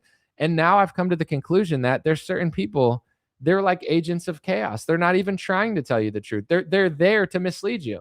It's like if you're running a marathon and there's a guy who's standing there with a Republican MAGA hat on and you're like, oh, he's one of me. And he goes, go that way towards the woods. And he sends you off the track. This is what a lot of people in media are. They're literally like trying to throw you off the trail and make sure you never reach your destination. So thank you for the compliment. I appreciate it. But this goes before even COVID. In 2019, very few journalists were willing to tell people what was going on. And I know why people do it. It's like, this is why I don't even need to listen to podcasts that much anymore. It's like, I've already figured it out. I know who does it because they have an ethnic bias. I know who does it because they have a religious bias. I know who does it because they're getting paid. I know who does it because they want party invites. I know who does it not because they're getting paid by somebody, but because they're getting paid to suck off Trump. And if they ever stop, that's their whole brand. That's their whole merchandise. You know what I'm saying? Like, I've figured everyone out. I don't want to talk about people now, but if you put a name in the comment section, I could tell you what their shtick is at bare minimum. But I don't know who's getting actual paid. I think there are people that are getting paid by the government or they are getting paid by somebody, but I'm not going to do a false accusation if I can't prove it. Because like, my friend showed me an article and it's like, get the booster, blah, blah. Like they wrote it so unnaturally, like promoting like vaccines. Is this mainstream media journalists just doing this because they really believe in vaccines? It's definitely possible. But when you find out that Big Pharma has this massive, budget, it's possible that they're just getting a straight check to write that. Brad Parscale had to register as a foreign agent, Trump's former campaign manager, for Israel. He's a foreign agent for Israel. He got $6 to $9 million. And his job was to get artificial intelligence to be more pro-Israel and to push Israeli propaganda through Salem Media Group, right? That's in his contract. In his contract to get $6 to $9 million, he has to push Israeli propaganda that he had to register as a foreign agent for through Salem Media and its properties. Now it's up to you to go look up who works for Salem Media and their properties. Not everybody's pushing the propaganda, but Brad Parscale contractually has to at least push some through certain Salem Media channels. And Salem Media knows about this because they made Brad Parscale their chief strategy officer. So from my vantage point, the entire operation is like a foreign operation at this point. And that's no disrespect, but it's just like, if you're making a registered foreign agent your chief strategy officer, and his contract says that he has to push foreign countries' propaganda through all of your media channels, which includes dozens of Christian radio networks and websites, dozens of conservative stuff, dozens of, I would say, media people that you guys all know who they are. You can go look on Salem's, or just use AI and says, list all of the Christian websites, companies, and radio shows affiliated with Salem Media in some way. It doesn't mean that they're all pushing the propaganda. But what I would say is nearly everyone that they're working with is a Zionist. Nearly everyone that they're working with, it seems like they prioritize Israel over America to me. And normally I would have just been like, oh, they're just sellouts. They just want to get invited to Mar-a-Lago. They just, they're just doing it because it's good for their brand. But now I have proof that the chief strategy officer is getting $6 to $9 million, and he had to register as a foreign agent to pump the propaganda through channels of that media company. So now there's evidence that it is a paid operation, but who's getting paid?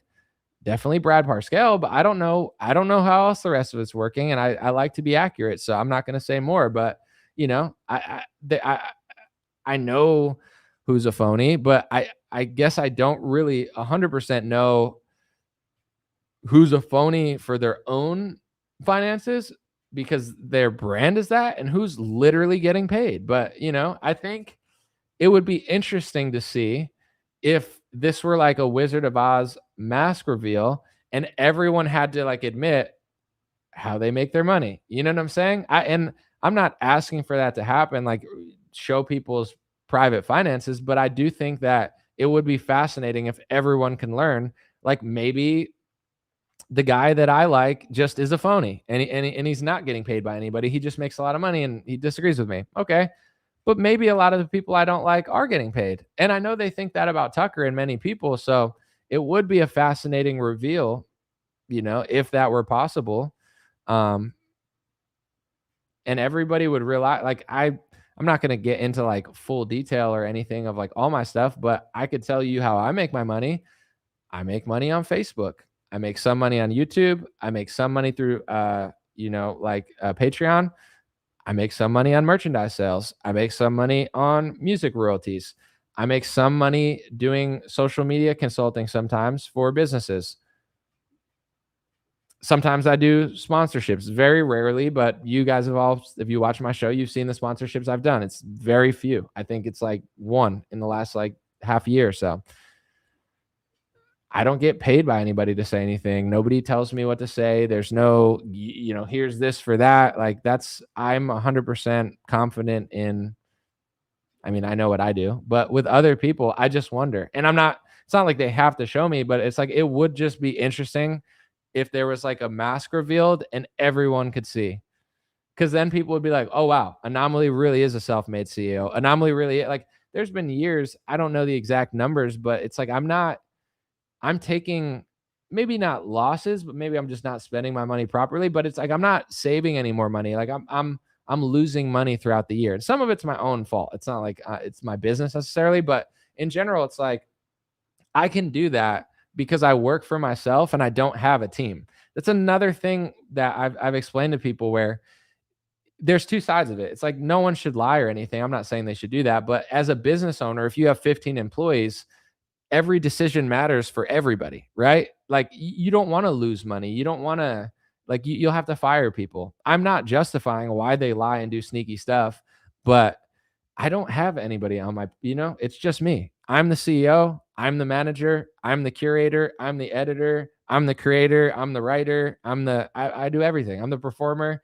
I don't have anyone else. So if I lose money in a year, I lose money. If I make money, I make the money. So, that's the way I've structured my business, and it does provide for freedom because certain people don't want to lose money. They don't want to cut off staff. They don't want to mess up people's lives. And I respect that to some degree, but at the same time, it's like not everybody's an honest actor and not everybody's being honest. And there's probably a multitude of reasons for it, but true freedom is when you're willing to sacrifice something in order to not lie to people. So I feel great about it. And the downs I have to eat and the ups I get to keep. So it's, you know, it's could be rewarding and it could be not. But I think if I ever tried to scale, then I would be less free. Every person you bring in, every person that, you know, becomes attached to your brand, it could be rewarding and amazing, but I don't think I'm willing to give up the freedom at this point. And I haven't met anybody that has ever offered anything that makes any sort of sense ever. Like everybody's always trying to give me like the shittiest deal ever. So in everything, music, shitty deal, management, shitty deal, podcasting, shitty deal, or just no deal. So it's okay. I always like to read stuff and consider it, but it's gotta be good and free and not sneaky. Someone said, true freedom is learning to shut your mouth. I mean, true. I hear you. Definitely. Freedom is being able to be honest and say stuff, but I think knowing when to be quiet's good as well.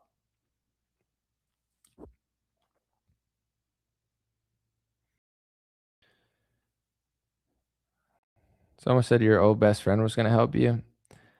Yeah, it didn't work out. And I mean, I think it goes both ways. Like there's two sides of every story, but for certain, I think to do what I'm doing, it's not easy. And it's also like, I put so much into it. So I think if you're not really that into it, it's not going to work out. And I think that was kind of the case, but you know, I love my friend, God bless him. It's just, yeah, I've tried to plug certain people in. I've tried to plug other people in too. And it's like, it's not like horrible or anything, but it didn't work out. You know, it's not something that they wanted to do and it didn't work out for me. So, you know, I think I've tried to do it with people that don't really want to do it, that I just like, you know, and that I think that's the issue, that you got to like want to do it.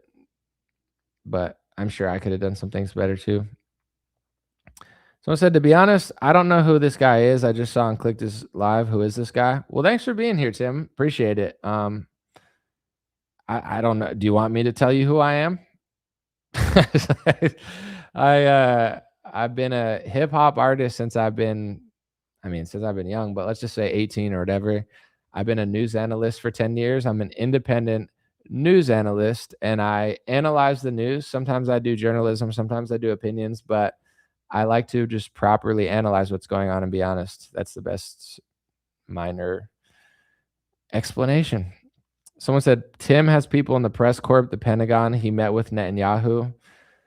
Well, Tim is one guy that I just would never want to be. So like, God bless Tim, but Tim has a good work ethic, but he had on like Randy Fine recently.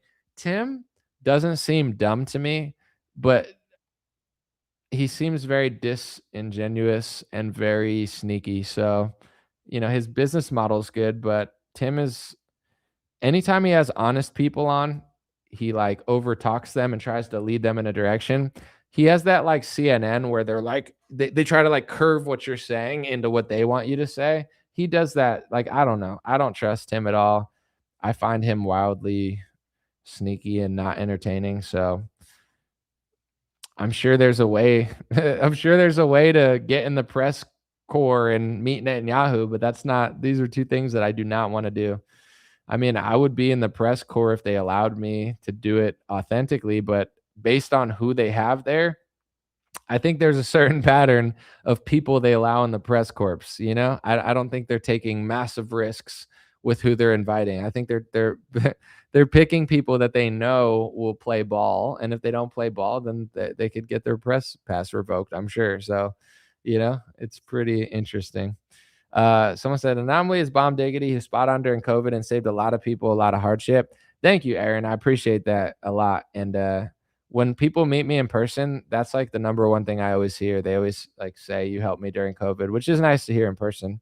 Appreciate it. And it's nice to hear on the internet too. I'm just saying, you know, I did my thing, but I worked so hard during COVID. I think I had like minor health issues, or just like I was like overstimulated from just working so hard during COVID. I mean, I can't even believe how many videos I did, because you guys can't see, like, this is easy-ish. I mean, it's taking me a long time, but the preparation took me like an hour or two, but I didn't have to edit it. I just go live, which I enjoy. I like the amount of editing and creating I did during COVID. I don't even know how I did it. Like I was younger, but it like messed me up just working so much. I think I was like messed up for like 2 years off of just the pure time I put into video and editing. Like I'm finally like back to normal and I feel amazing and I'm super grateful and I'm glad whatever happened because now I appreciate not feeling that way. But I think like working so hard literally like messed up my body and or mentality. Not in like a dramatic way, but I was having issues and I think I just was working too much. Someone said, I am the boot, Tim Pool. Yeah, Tim loves the boot because he's the boot. Tim's not the boot. Israel's the boot. Zionism's the boot. And Tim just clings onto that boot. So if Tim wants to pretend that he is the boot, then yeah, you are Tim. But it's cope. It's cope, Pool. Someone said, Anomaly is living proof that you can't own a man who doesn't have a price. The owners tried to grab him by the balls, but he was way too fast for him to stay independent. Yeah, and one thing I will say too, I mean, there's definitely been some weird things in my life. Like obviously, like the more attention you get and the more stuff you do, like there's gonna be a price to pay.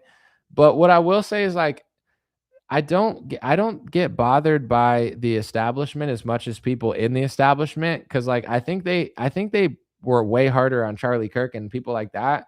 Even like Candace worked at PragerU, Daily Wire. I mean, also she's just way bigger than me, so I think that's part of it. But they hate when you join them and then when you leave. I feel like it's like mafioso rules. Like they hate that so much. Obviously, they don't like me. I don't think they do, but they don't feel like they own me because I never worked with them or I never like signed a deal with any of these people. So I think that's like protected me in some way. If I ever like worked with them and then left, I think I'd be getting a lot more backlash than I do, which I'm super grateful for. So yeah, I never did it, but I do think that should just be like default for most men, and I think with other countries, I'm not saying they're all good or anything, but there's a certain conviction, a religious and moral conviction that our politicians don't understand. Like they couldn't beat Afghanis, right? Like why can't we beat Afghanis? Because their conviction is deeper than money and technology. So they don't want to leave their land. They don't want you there, and you can't outlast them. I'm not Afghani. I don't want to live there, but I do think they have a moral and religious conviction that our leaders don't understand. And it's like I sanctioned you. I gave you money. I told them not to do it. They don't care. You know what I'm saying? And Americans should have conviction in their own ways, not the same way an Afghani does, but in the sense of like you can't pay me to work for a foreign nation. You can't buy me to give up the First Amendment. Like I wish I could be more proud of myself for this, but I don't even think it's that hard to do. Like how could you be an American and side with an Israeli speech law that they're paying Trump to pass over your own constitution? It's borderline like traitorous. You know what I'm saying? And I don't use that word lightly, and I'm not saying everyone's a traitor, but it's like it's like crazy. It's crazy to do that. It's dishonorable to your country. It's insane to your family, to your future family. Like it's just it should be so easy for everyone to do this. Yeah, I'm sure if everyone were more honest, then there'd be more extreme versions of like, I don't want to work for Polymarket or, I don't want to sell gambling. Like there's going to be levels that people are going to go to not do ads and other people are do ads. But at least if like the default in America was like, I'm not going to sell out my First Amendment or my country, then there'd be, levels to like the dignity. But there's no levels. It's like 99% of people in media, they'll do anything for money. They'll do anything for fame. It's embarrassing because it's not that hard to do. Like how could you live with yourself if you worked in media and you knew you were taking money to pretend like you didn't know what the First Amendment says? And that's most Republicans. That's literally, and that's our party that we're supposed to care about this. Like and I don't want to talk about people, but I was friends with a lot of people in 2019. Like I knew them personally. And I was like, why are you guys leaving me out? Like, they're calling me an anti-Semite. They're saying I'm far right. They won't let me talk to you. Like they're trying to ruin my career, even though I don't really care. But I'm like, I wasn't crying about it, but I'm like, and then like every person I talked to, not going to say who it was. I know like 6 different people that, you know, from media. And I was like, behind the scenes, they were all like, you're right. No, you're totally right. If I'm right, why won't you say it? How come you're pretending like you don't see it? How come you're pushing the next PragerU thing? How come you're knowingly doing this, knowing it's phony, but you're telling me I'm right, but you won't do it? Well, it's like they're frauds. You know what I'm saying? Oh, well, I make $6,000 a month from this company, or they're paying me $8,000 a month, or I don't want to lose my sponsor, and yeah, you're right, but I don't want to. It's like, screw you. You know what I'm saying?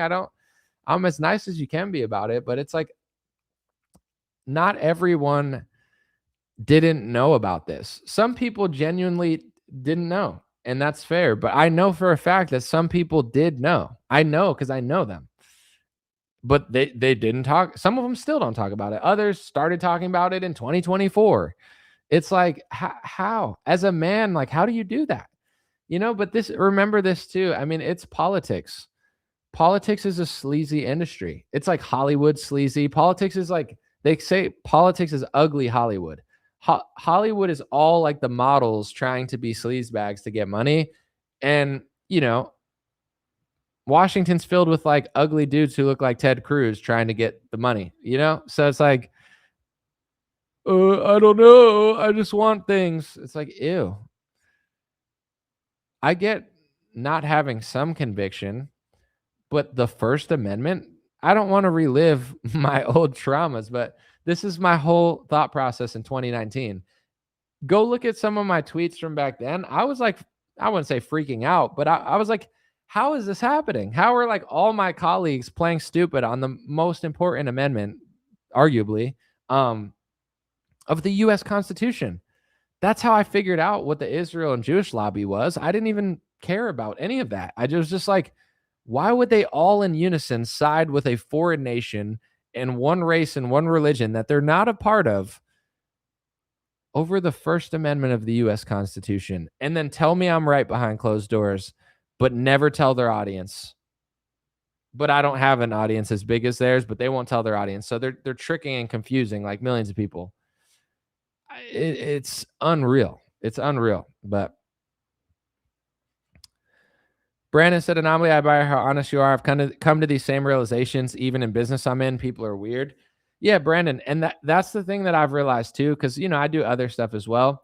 It's human nature, right? It's human nature. And it's like people do this in every industry as well. I think politics has some of the worst people, but people do it in sports. People do it in music. People like, it's for some reason, that's just a thing that happens. And it's a lot of different people, and it's for a lot of different reasons. But I think it's the desire of money and power over like reality. And it's not like I'm telling everyone to like never make money and stuff, but everyone has a line. You have to have a line. And this gets even deeper than like work. Spiritually, everyone makes mistakes. Everyone's flawed. But what is like your line of like, you know what? Like I told you, I'm not going to sell Polymarket or Kalshi. I'm not going to sell gambling ads. I would feel bad about it. I think gambling's a bad habit, and I would hate to be the one to push that on a kid or an adult. But I'm just saying, like a 20-year-old man or even a 50-year-old, I don't care. Like I have a line with a lot of different topics. It's not the strictest line, but it's not the worst line. Some people have no line. Like in business, it's like, I'll do anything for money. I'll do anything to improve my anything. What's your line? I mean, okay, not that. It's like, okay, well then that's your line. Some people, their line is egregious. It's like, bro, I'm not saying you have to be on where I'm at, but like raise it a little bit. Thank you, Fallout guy. I appreciate you. Raise the line a little bit. Like, you know, you could sell those ads and do this and do that, but like have moral conviction to something other than money. You know, you have to. If you'll do anything for money, you just become a disgusting, demonic person. It's like, it's crazy. Someone said, I love Fishback's policies, but meeting him in person, he seems artificial. Another puppet redirecting revolutionary sentiment back to trusting the system. Yeah, I've talked. I mean, I might interview him at some point. That would be interesting. But he's got some interesting policies. He's got some I agree with, some I disagree with. But yeah, his whole like, I like what he's saying most of the time, but something I've talked about this too, and I don't want to be like, I don't want to start problems because I'd rather just interview the guy. But there's something about his person. There's something that's not connecting with me, and really never has. But I do like a lot of what he says. But yeah, I hear you. I didn't meet him in person, but there's something that's like not connecting with me. He's way cooler than Vivek, but I'm getting like the same energy where it's like I like some of the words, but the way it's being presented and like the trajectory is just like not fully making sense to me. But we'll see. Time will tell. Someone said Coach Colin just showed a picture of Trump watching backstage, looking at all the people freaking out. It's interesting. I mean, yeah, there's a lot of things that make you wonder. Let's just put it that way. And everybody is wondering, or a large portion of people.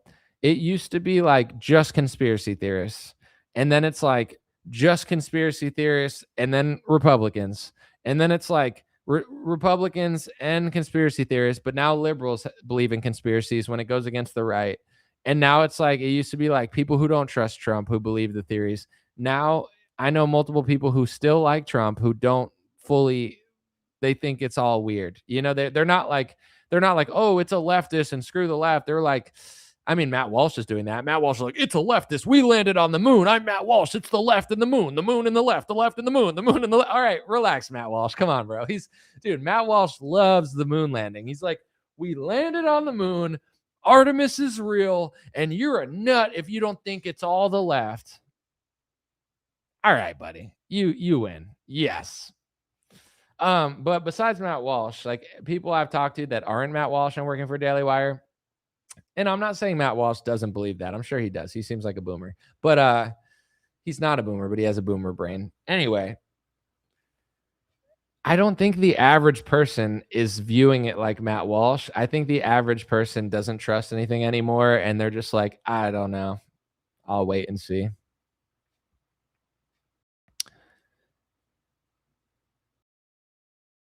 I love watching Matt Walsh like spurg out about the moon landing. It's just so funny. He's like, if you don't believe in the chick who looks like a barista, the random Canadian guy, the one white guy for white people, and the one, respectable looking black guy for everyone else. Not that everyone can't like everyone, but they just have one of each character. They're the real NASA scientists. They flew around the moon and took a picture with their iPhone. It's real. And if you don't believe that, you're a liberal. And if you don't completely believe everything about everything that happened yesterday, and we have to build a ballroom and pass FISA to spy on Americans for Iran, that has nothing to do with what happened yesterday, but we'll use it as an excuse with the military, you're a leftist. Back to Daily Wire. Welcome to Matt Walsh's show. Can't wait to watch Matt Walsh's show. Man, he's going to just, wow, here we are, landing on flying around the moon again with our American patriotic Caucasians doing moon landings again. This is what it means to be a right-winger. You darn liberals in your DI messing up our moon landing. We couldn't land on the moon because of DI, but now we're flying back around the moon with Trump because he got rid of the DEIs. Matt Walsh, we're real patriots here. You're not a patriot if you don't believe we flew around the moon. And you best believe that it's all just the left. Yeah, I mean, I noticed the Israel lobby like a little bit, but like not too much to get Candace Owens at my job, but like just enough to get right up to the line, put my toe on it, and then play stupid for another year about it, even though I wrote a scathing article about the Israel lobby 15 years ago. It's like, all right, Matt, that's pretty cool, bro. Pretty cool, bro. Pretty cool. NV Jesse. Glad to see you more lately. You're right. Those of us who don't do journalism rely on people like you to be honest with us and keep us informed. Yeah, I go way harder on people who do this full time because like shouldn't care. We shouldn't pay that much attention if you have something else to do for work or gets to research and speak about news for a living, and they're lying about it when I know that they know the truth. Of course, I'm going to be more upset at them than some random person who listens to them, because it's not like you're not getting paid to disseminate the news. They are. I am, to an extent. I'm literally getting paid, not by somebody individually, but by social media companies, and I've created my own business around it. But honestly, it's mostly the social media. Yeah, no, it annoys me, but I've already figured it out. So it's like, how long am I going to be mad about it? I've told people about it. People are waking up. Things take time. I'm patient. It's fine. Whoever believes we went to the moon landing after watching that footage is beyond help. What are you talking about, Mandy? It looks so real. It looked like Swiss cheese. It was like a Swiss cheese moon. It like up close. It looked like you couldn't land on it. Like, I was like, there's a reason they didn't land on it. I don't think they can. Oh, we definitely can. Don't say that. Then land on it again. Then land on it in HD and take a picture of it. I don't think they can. And if you know what I'm talking about, then you know. I looked at all the videos, right? And the pictures.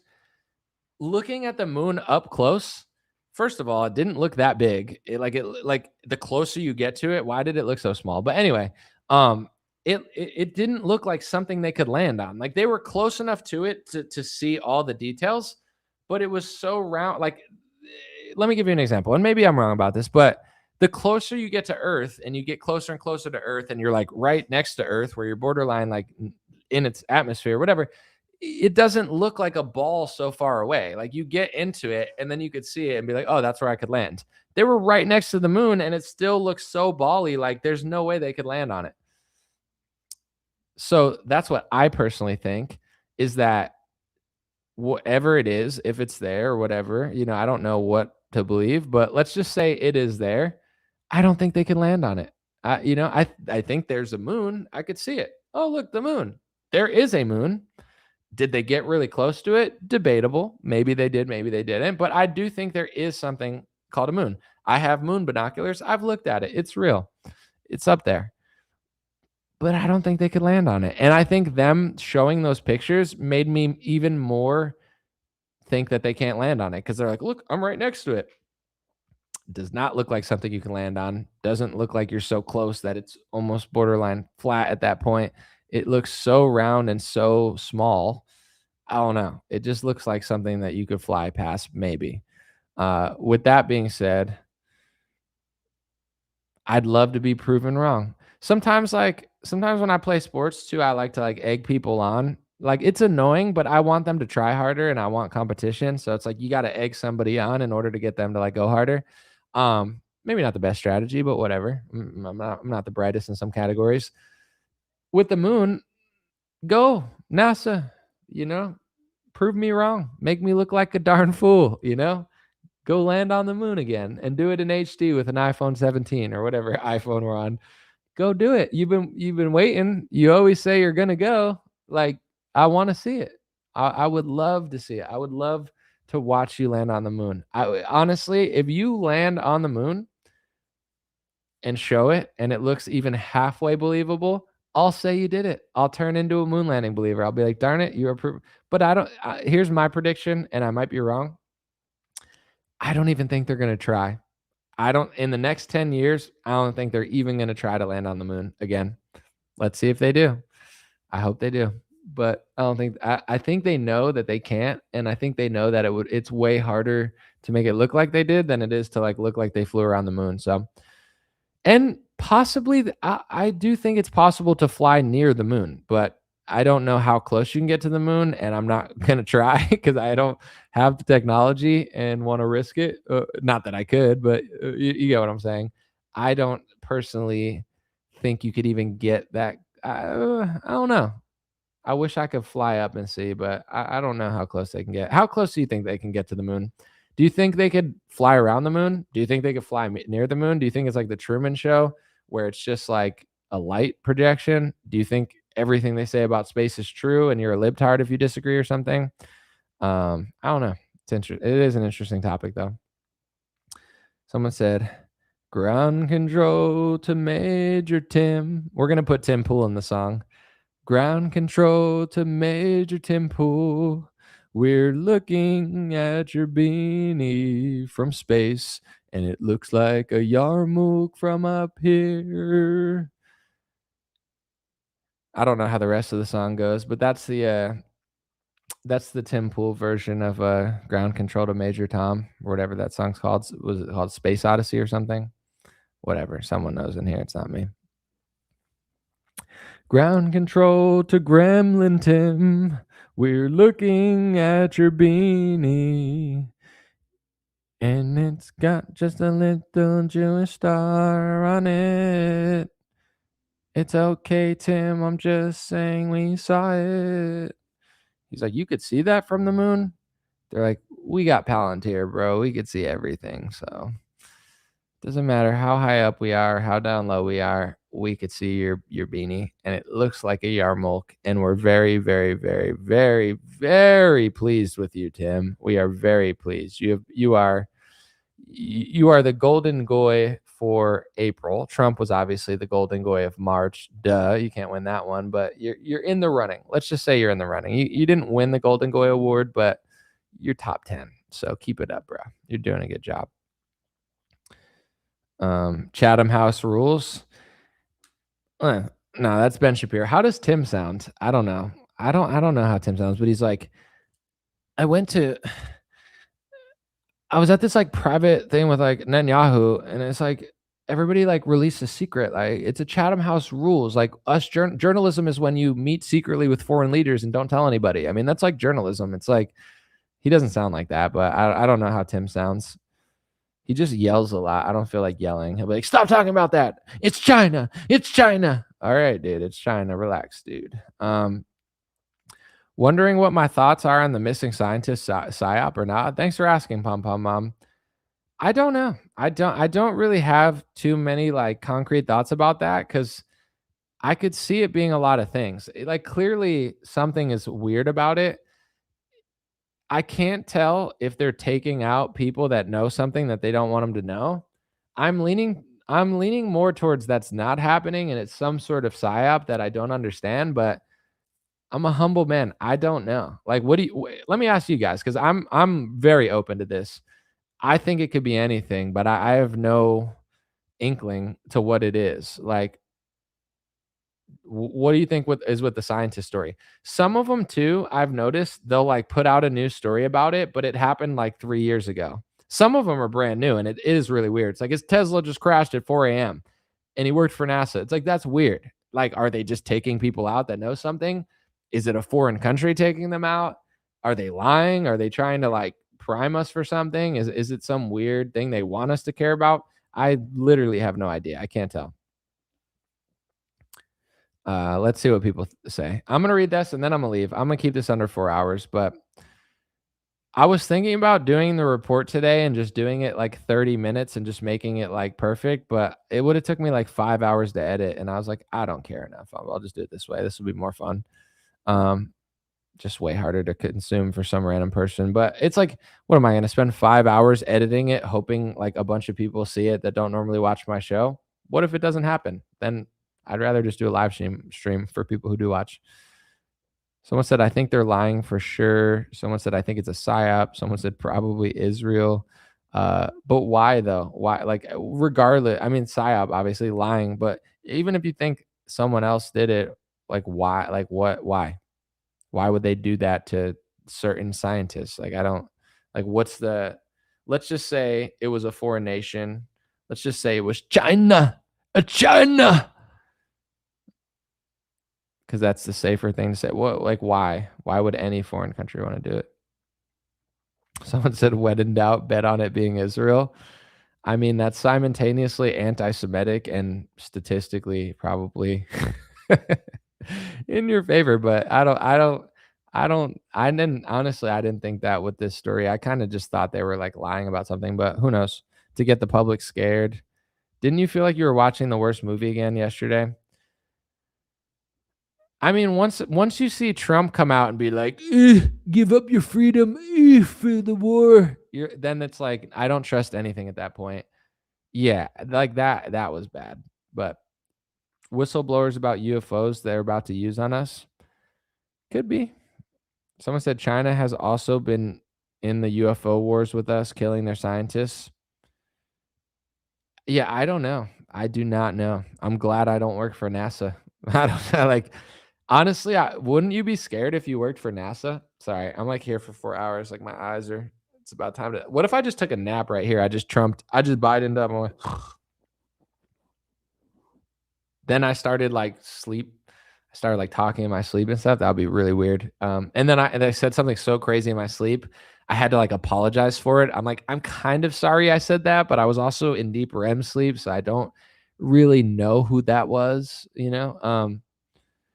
But yeah, I don't know. Like, wouldn't it suck to be a NASA scientist right now and like people are just dying and you're like,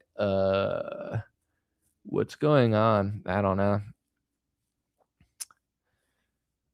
Also, the Trump is linked to NASA. And so, oh, that is true. The guy who did the Trump thing is linked to NASA. That is really also weird. That is also really weird. That's a good point. Yeah, like he worked for NASA too, or he interned at NASA. It's very strange. Not saying it means anything, but it's very strange. We're just asking questions. Just asking questions about Erica. Oh, listen, Candace Owens, listen. You're just asking questions about Erica Kirk and Israel. I mean, I'm just asking questions. Questions is the new anti-Semitism because a question leads to an answer, and I don't like the answer, so that's anti-Semitism. Oh, you're just asking questions? Oh my gosh. Yeah, I'm just asking a question.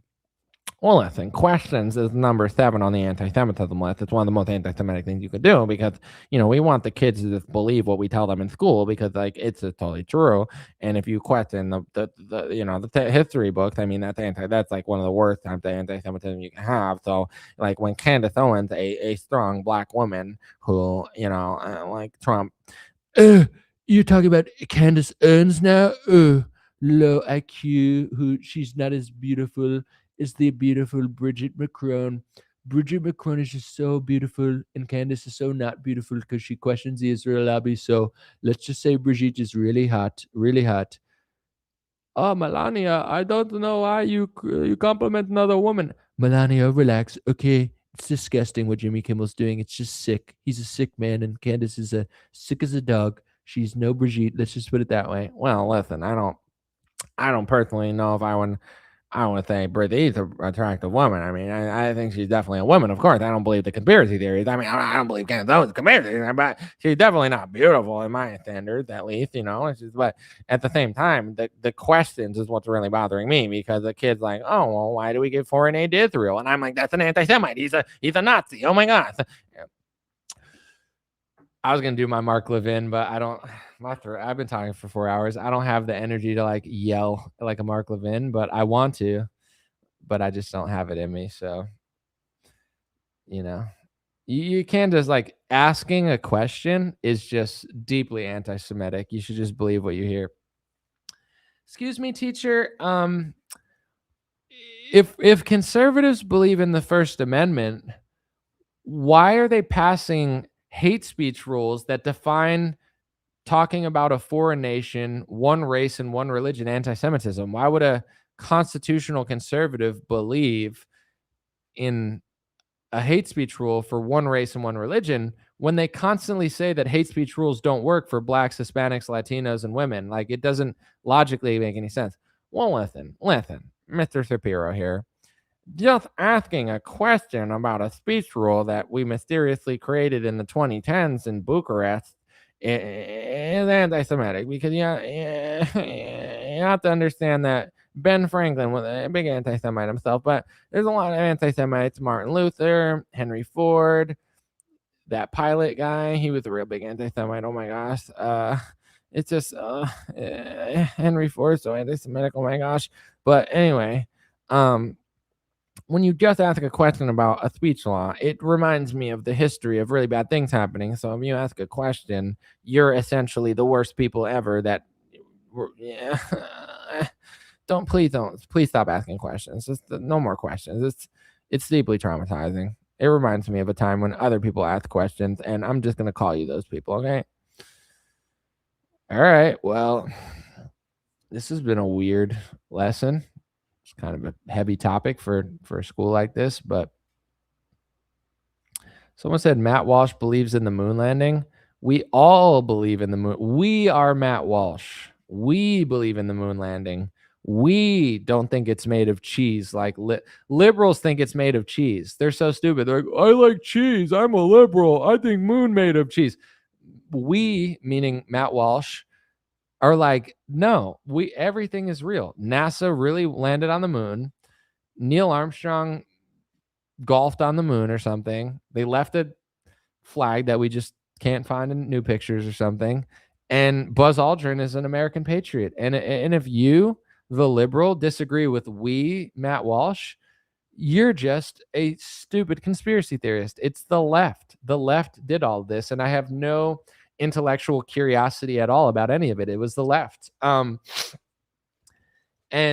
of course, our government just locked us in our houses and told us there was a virus, and then printed trillions of dollars, transferred wealth to the elites, made everybody broker, did communism and socialism, and then gave a bunch of money to the pharmaceutical industries, only to then buy back the doses and use socialism to not only fund it, but buy it, and then, use the PrEP Act as a liability shield. Yeah, that all happened. But at the same time, I just fully trust the science of NASA. And I think it's just amazing what can happen when DEI liberals are out of the way. It's like Neil Armstrong wasn't a libtard.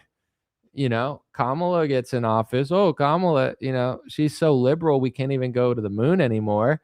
And then you get in a patriot like Donald Trump, and all of a sudden we're flying around the moon, taking pictures with an iPhone 17. It was just the left preventing us from getting to the moon. And I'm getting really sick of the conspiracy theories, okay? It's like, oh, I don't believe the government. But we, Matt Walsh, we work for Daily Wire, so we like to simultaneously not trust the government, but sometimes believe the government because, we just pick and choose our spots, which is fine. I mean, you have to disagree with them all the time.